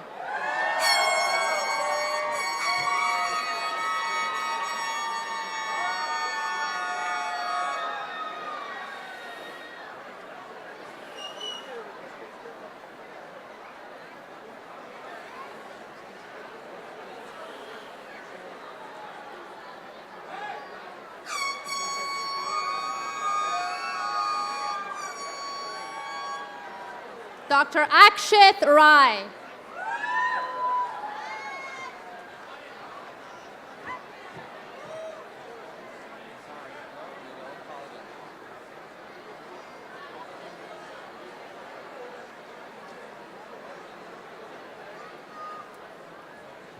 Dr. Shannon Chris Ram.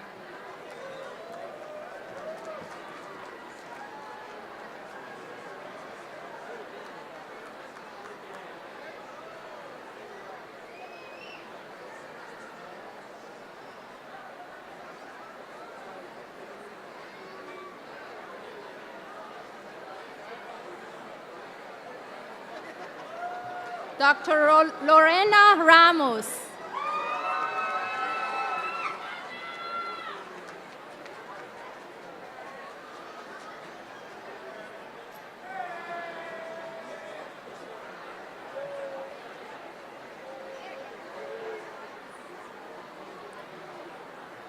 Dr. John Zachary Reynolds.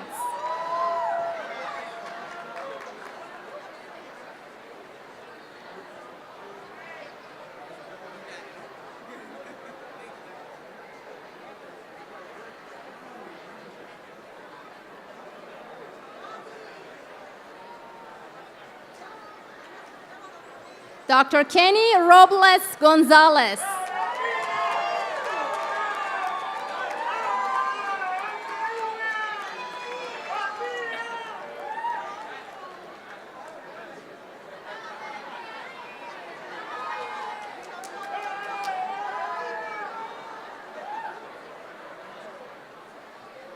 Dr. Timothy Rolfes.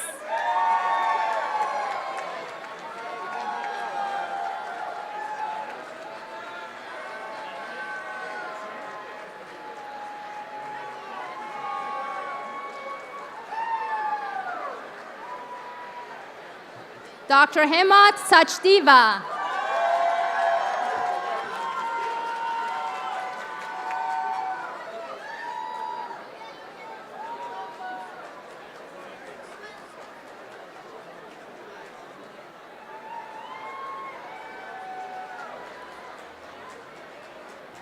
Dr. Pulad Salemi.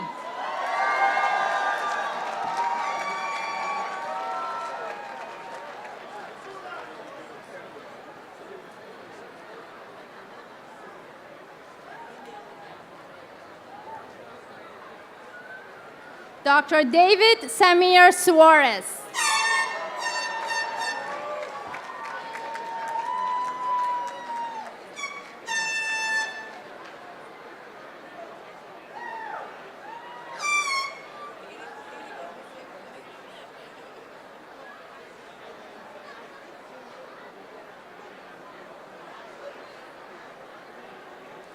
Dr. Kanchan Ramesh Saulani.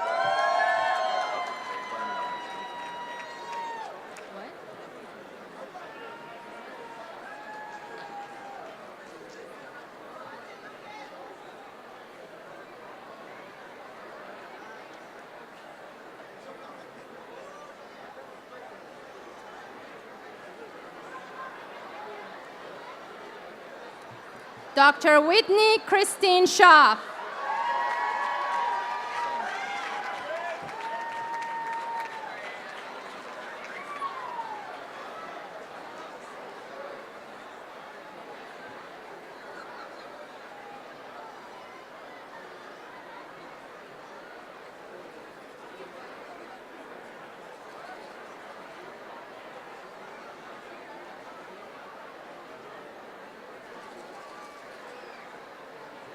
Dr. Catherine Elizabeth Schwartz.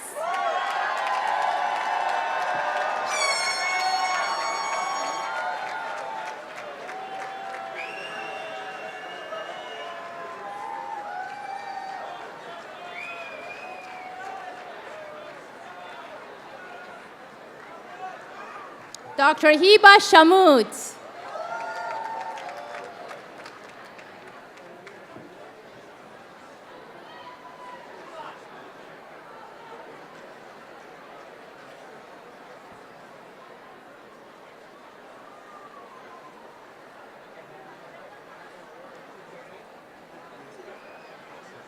Dr. Aditunji Shijuwadi.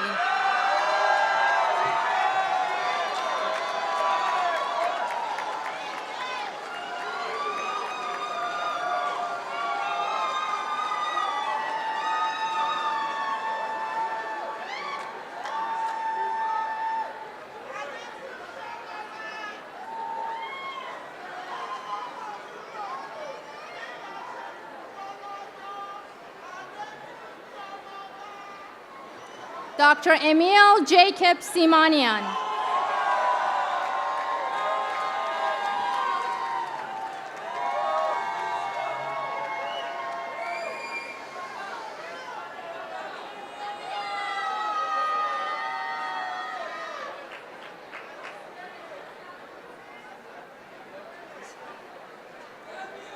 Dr. Heather Simpson.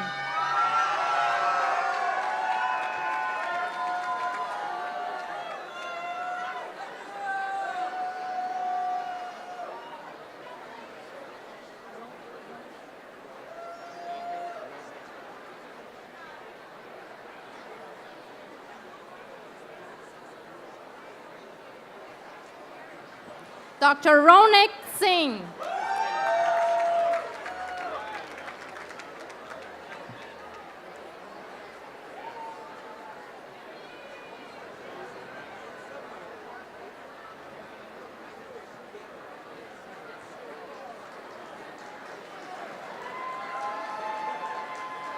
Dr. Mohammad Sirjani.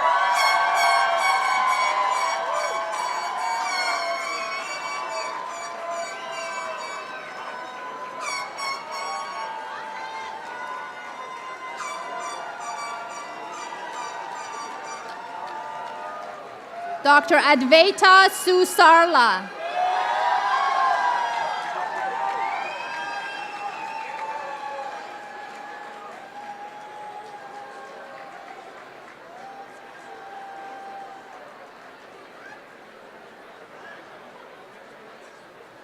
Dr. Priyanka Tatini.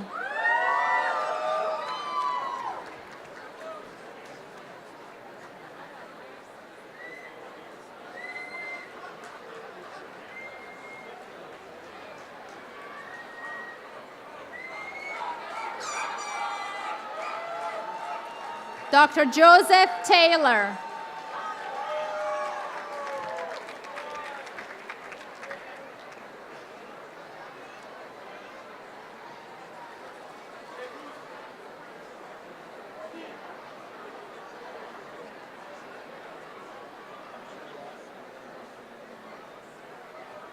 Dr. Jimmy Van.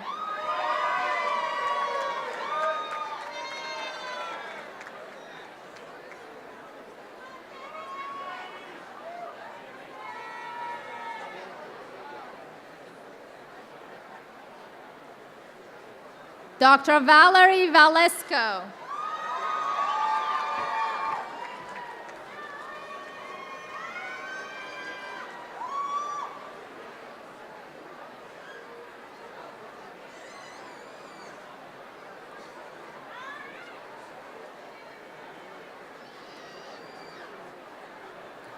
Dr. Abhilash Vemulapalli.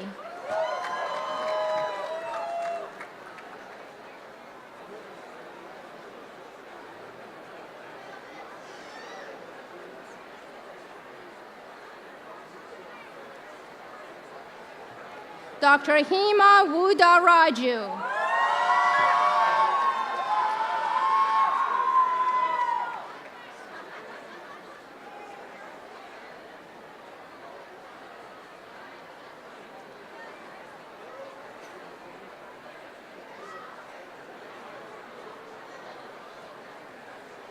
Dr. Audrey Wang.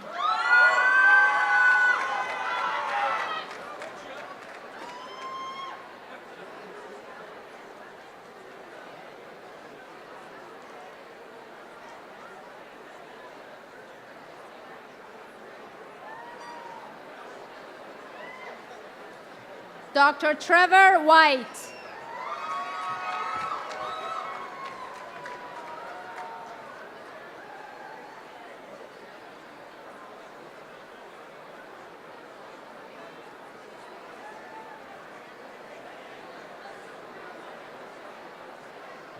Dr. Brianna Wong.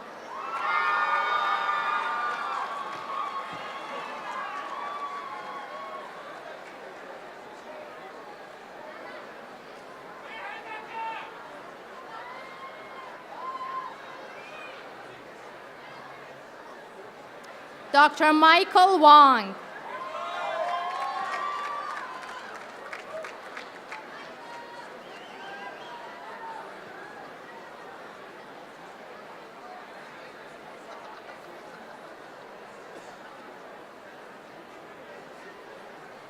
Dr. Jared Wu.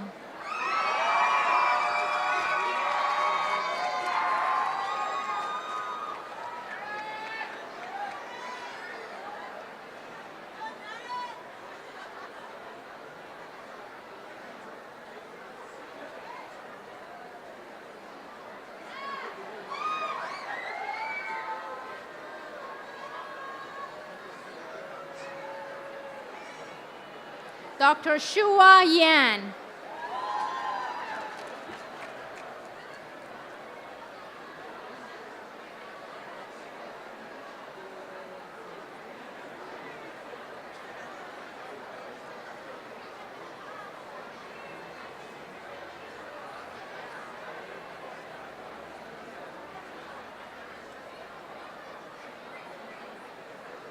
Dr. Jamie Yo.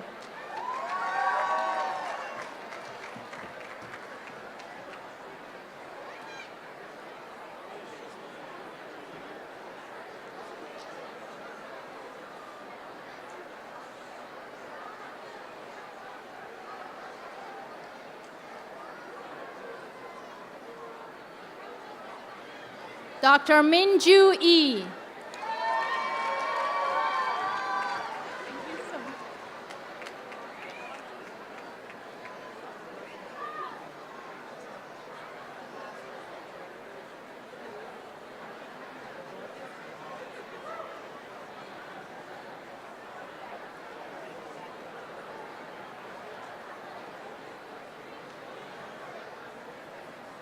Dr. Caitlin Zick.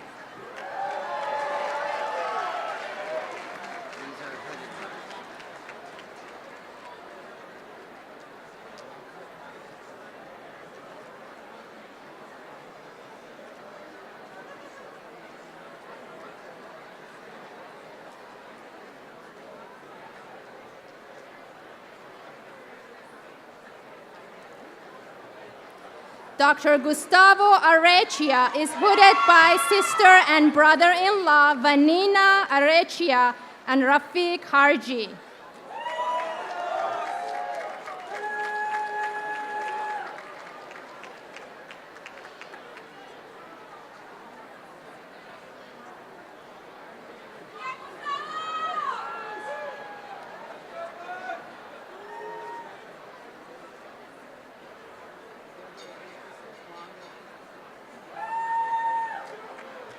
Dr. Kevin Tsai is hooded by Dr. William Tsai, class of '84.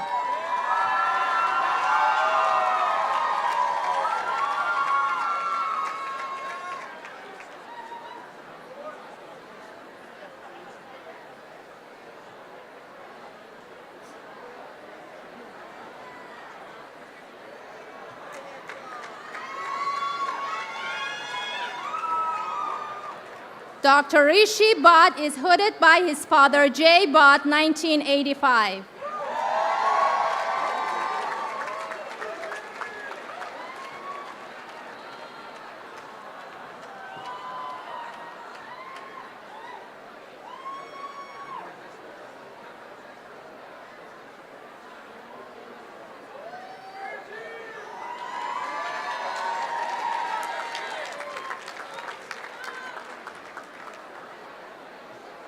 Dr. Cody Caffel is hooded by his father, Elwin Caffel, class of 1980.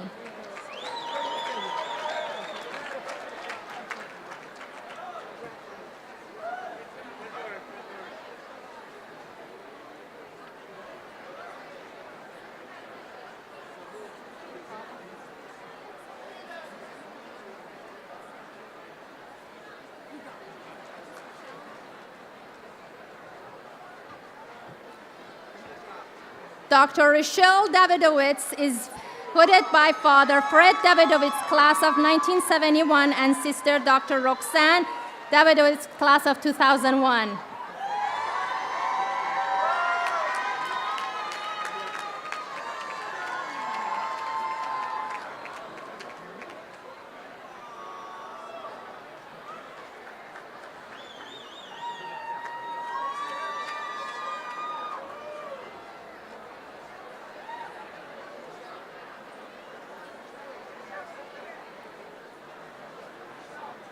Dr. Davis Doe is hooded by his brother Stephen Doe, class of 2015.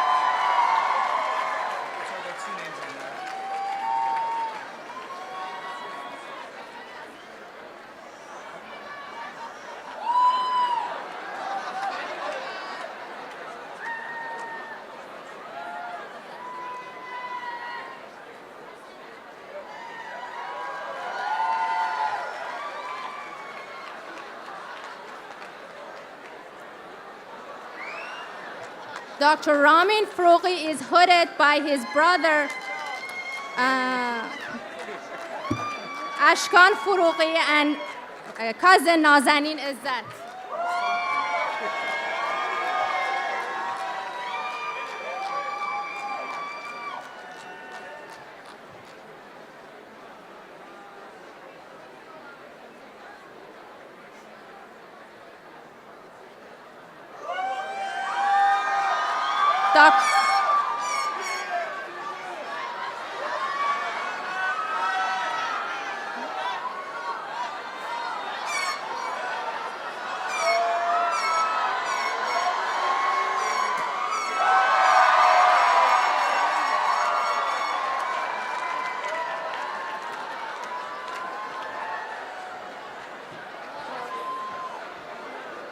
Dr. Corey Goldchert is hooded by his wife, Hani Ezi, class of 2013.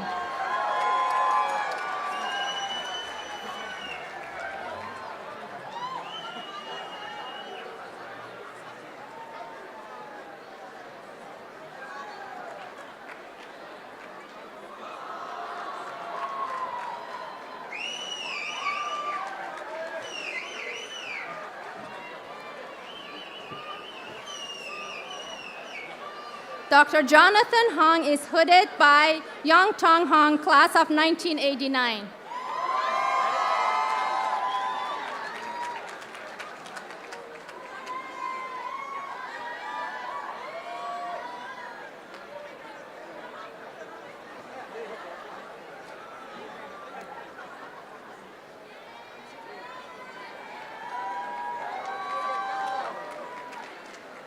Dr. Dylan Jensen is hooded by his brother, Bridget Jensen, class of 2012.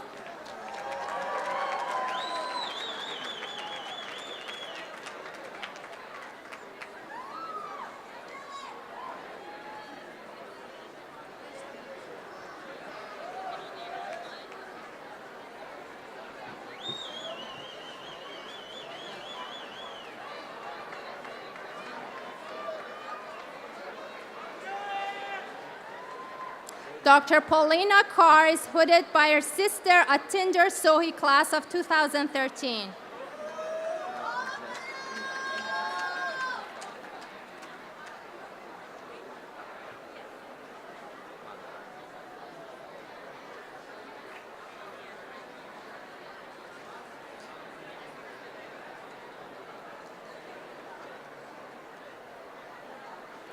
Dr. Karen Nam is hooded by her father, David Nam, class of 1997.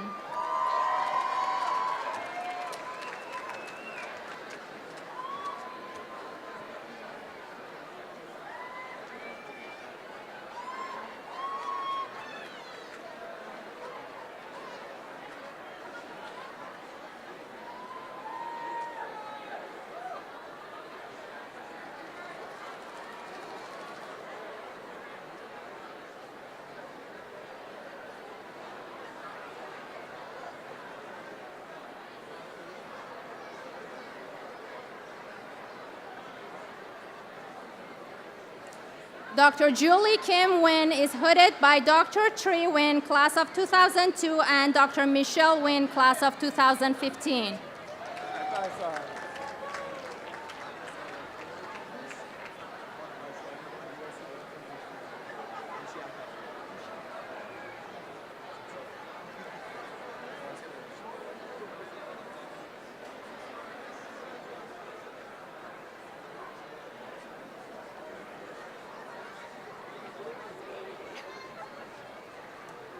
Dr. Ali Salehpur is hooded by Nushi Akhavan, Ortho 1994.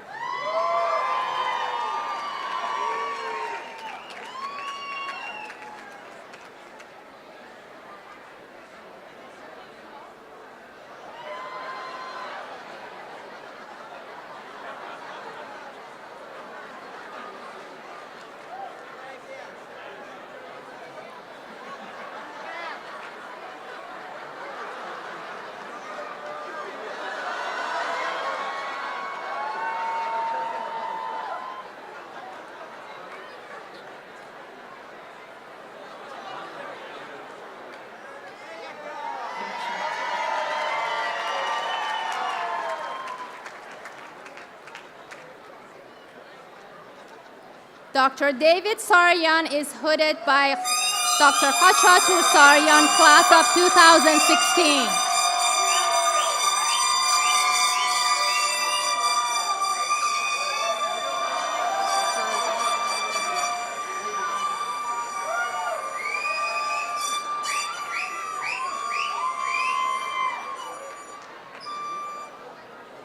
Dr. Lena Warda is hooded by her brother, Dr. Sharif Warda, class of 2010.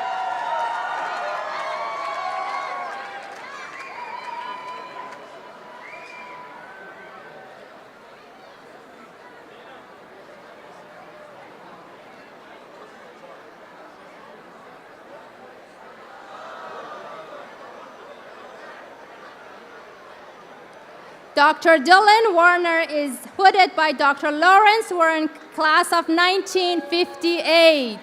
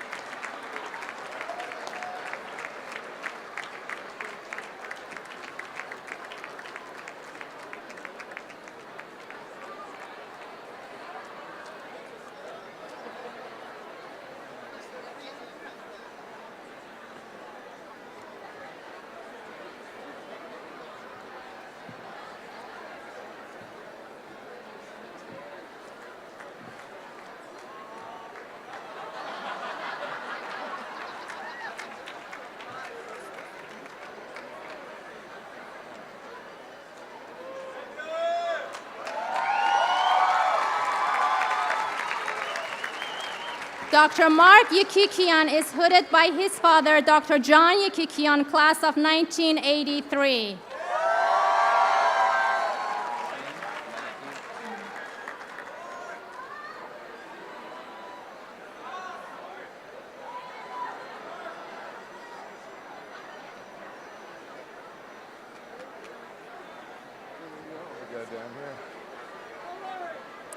Dr. Matthew Yukikian is hooded by his father, John Yukikian, class of 1983.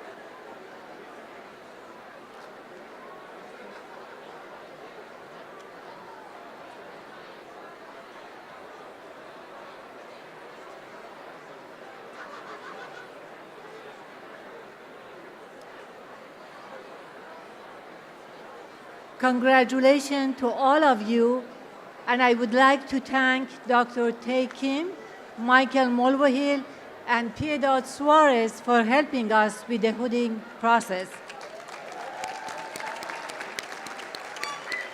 The next program is Master of Science in Orofacial Pain and Oral Medicine, directed by Dr. Glenn Clark.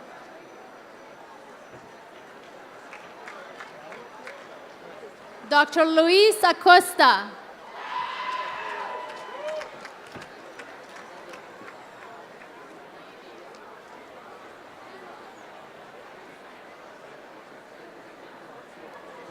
Dr. Thomas Colina.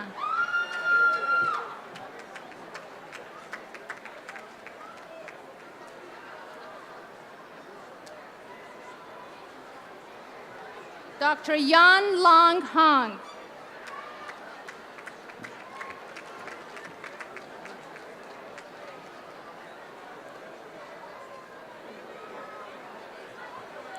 Dr. Byron Larson.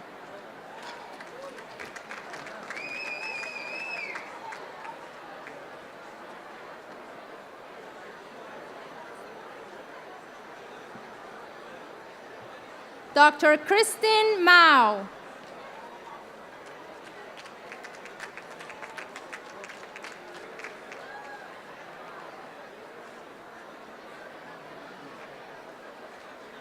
Dr. Fernando Munguia.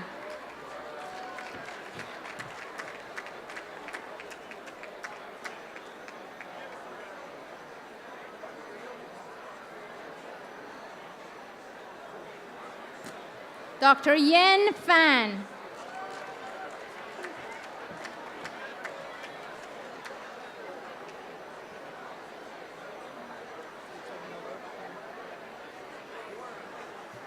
Dr. Mahmoud Salem.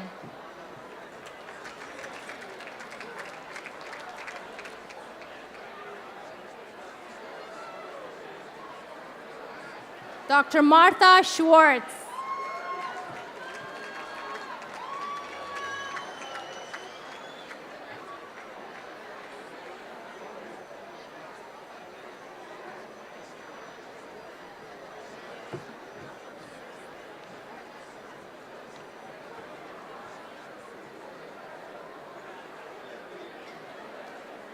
Now we are going to start with certificate in advanced dental education.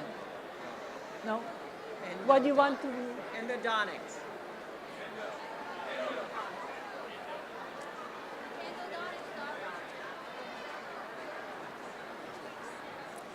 I was correct. It's certificate in advanced dental education in endodontics. The program director is Dr. Rafael Rojas.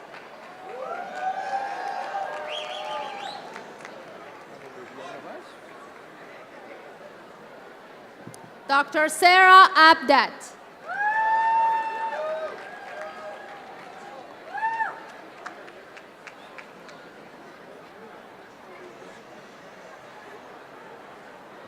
Dr. Mona Al-Shamri.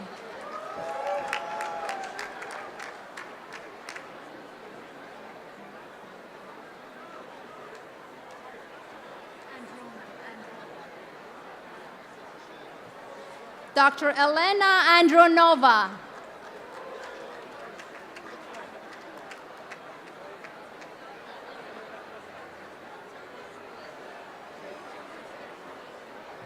Dr. Fatemeh Arabpur.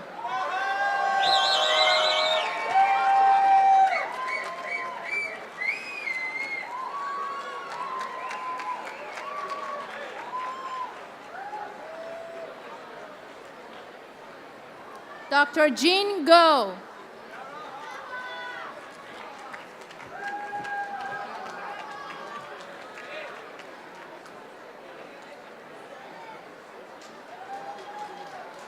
Dr. Chi Yu Lin.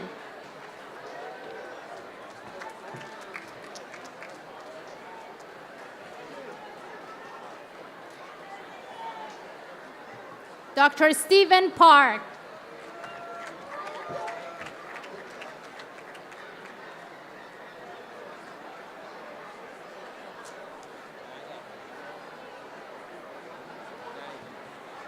Dr. Erica Sekeda.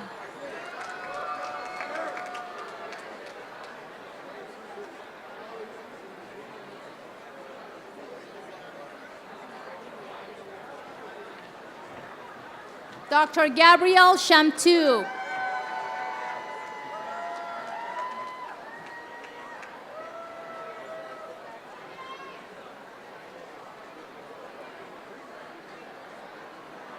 Dr. Fahad Zakir.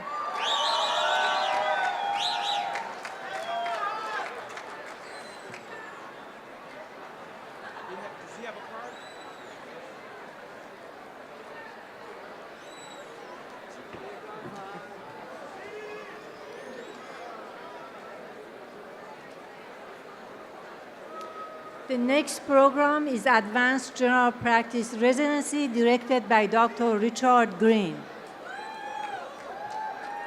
Dr. Cam Van Wyn.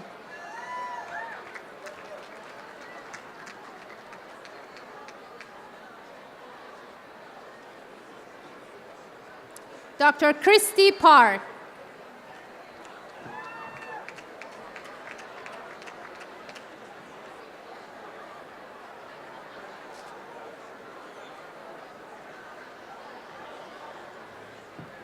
Dr. Atek Tumanian.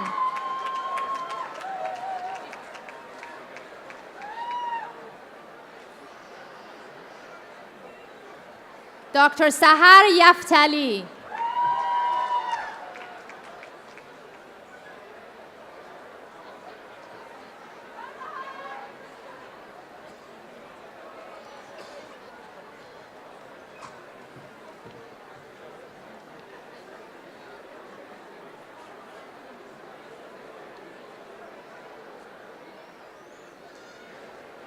The next program is Advanced Geriatric Dentistry, directed by Dr. Roseanne Mulligan.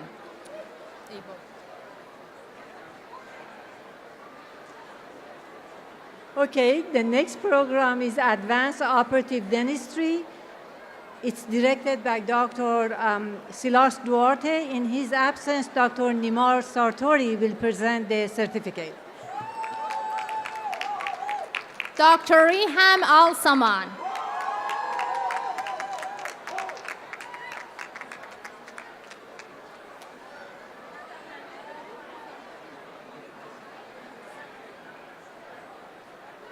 Dr. Haifa Al-Sobail.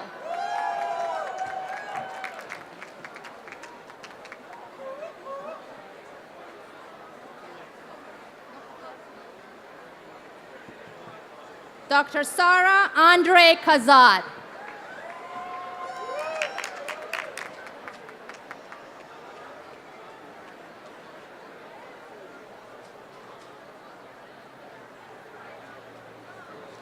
Dr. Sarah Mohammed Hazim.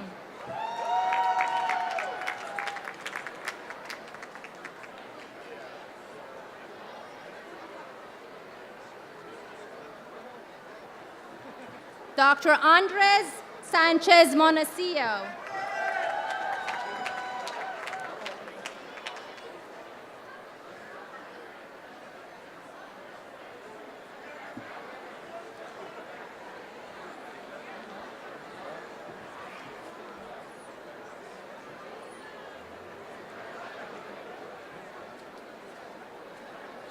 The next program is oral and maxillofacial surgery. The awards will be presented by Drs. Mark Urata and Dr. Nam Cho. Dr. Derek Havis.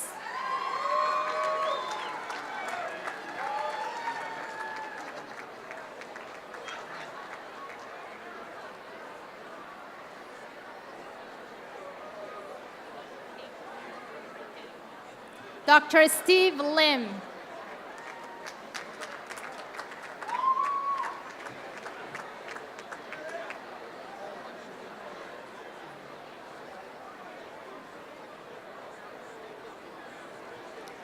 Dr. Lauren O'Donnell.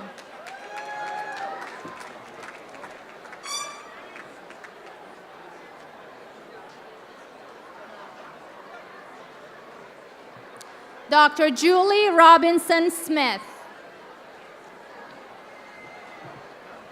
Julie is graduating from the oral medicine program, and I have the privilege of serving as the program director.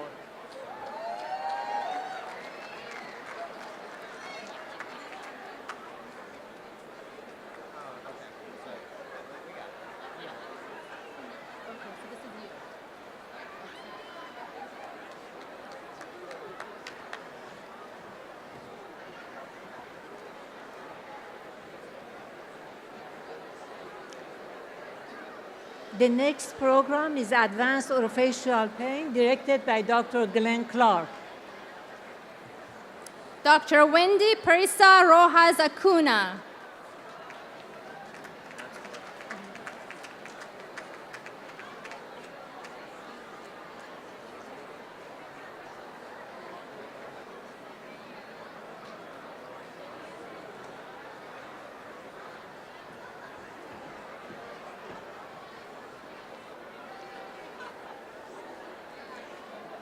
The next program is Advanced Orthodontics, directed by Dr. Glenn Samashima. Dr. Amanda Budiman.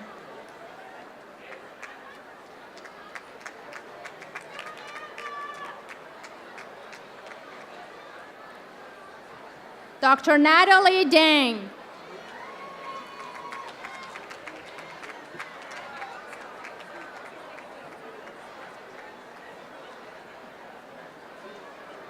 Dr. Christina Sakis.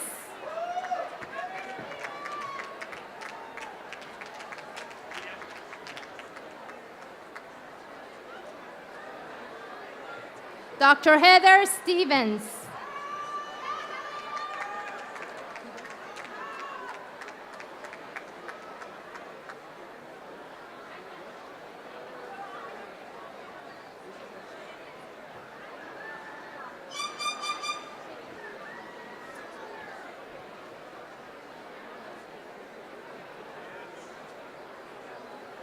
The next program is Advanced Pediatric Dentistry, directed by Dr. Richard Udin. Dr. J. Bourbon.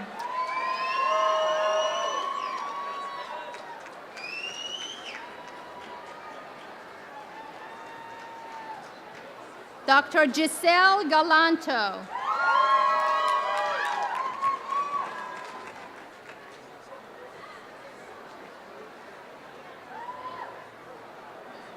Dr. Evelina Josephson.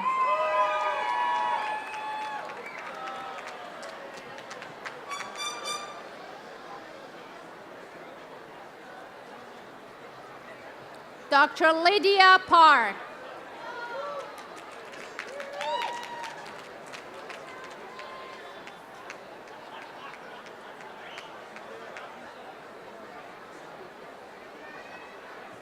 Dr. Arman Parsa.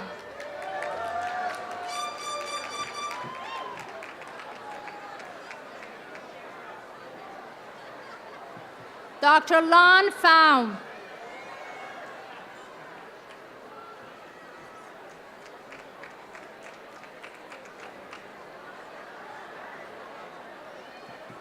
Dr. Emily Russo.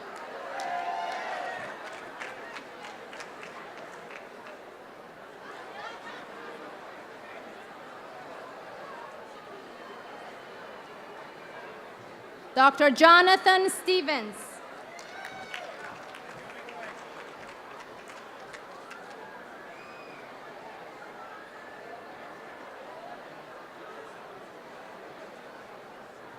Dr. Jennifer Tong.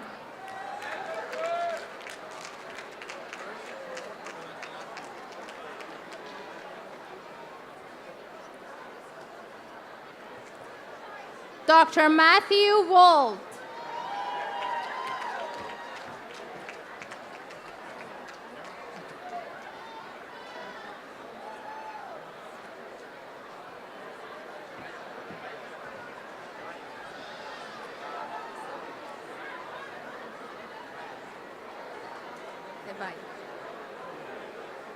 The next program is Advanced Periodontology, directed by Dr. Homa Zadeh.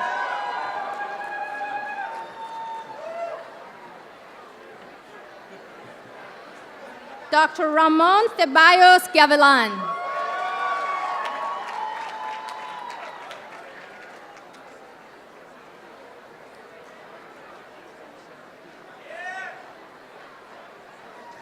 Dr. Sabina Hamid.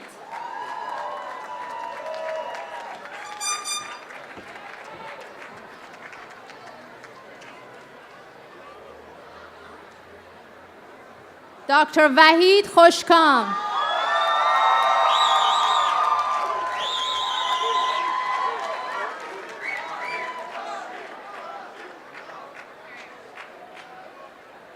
Dr. Azadeh Tavari.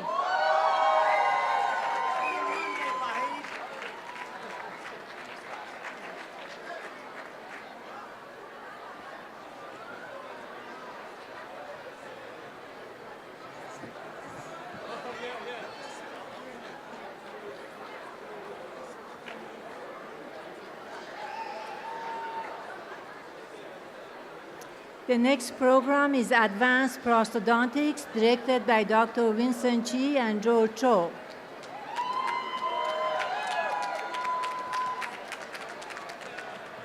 Dr. Khalid Al-Zahrani.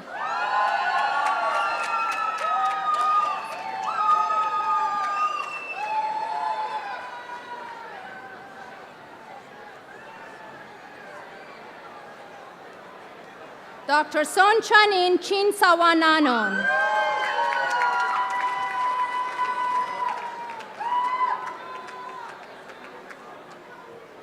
Dr. Vanessa Lewing.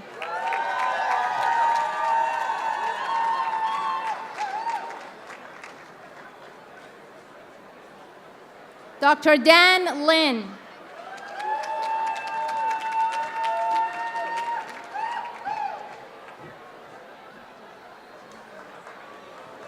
Dr. Federico Pijem Gassus.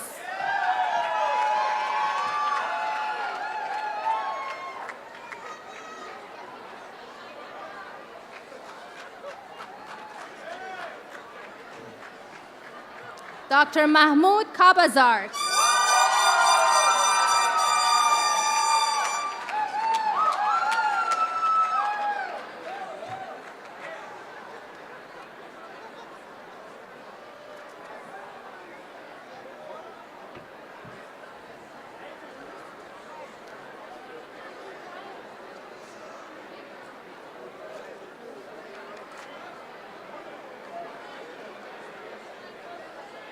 Next is Doctor of Philosophy in Craniofacial Biology, directed by Dr. Michael Payne. Dr. Yin Han.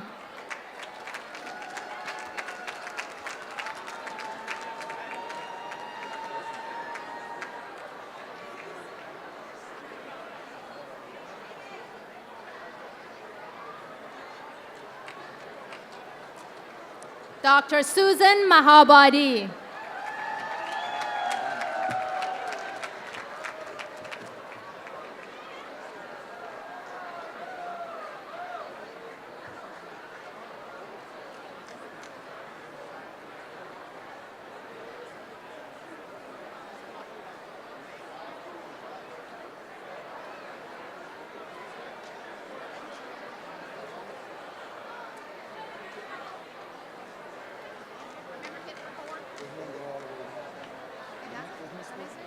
You hit stop? Yeah. It did because it went away. But see, maybe it just popped up. But he never turned it on. What? He never turned it on. What do you mean you never He turned never it turned it on? on. I turned it on when I came over here. Oh. All these right here were already in the box. They weren't even balanced. This is what I did. And no, it wasn't even turned on. He said he forgot to turn the record on. That's what happened. Class right of there. 2017, please rise. Where's everybody else? Do me a favor. Let me be the first to officially welcome you as graduate members of the Herman Ostrow School of Dentistry of USC Century Club Alumni Association. Congratulations and fight on.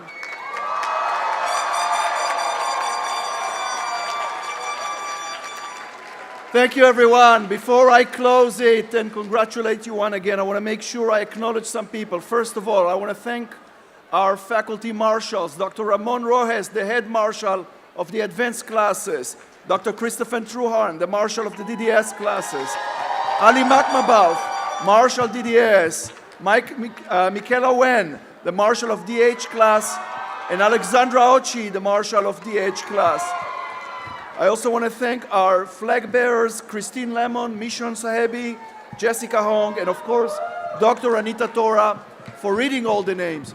From all of us here, congratulations, good luck, fight on!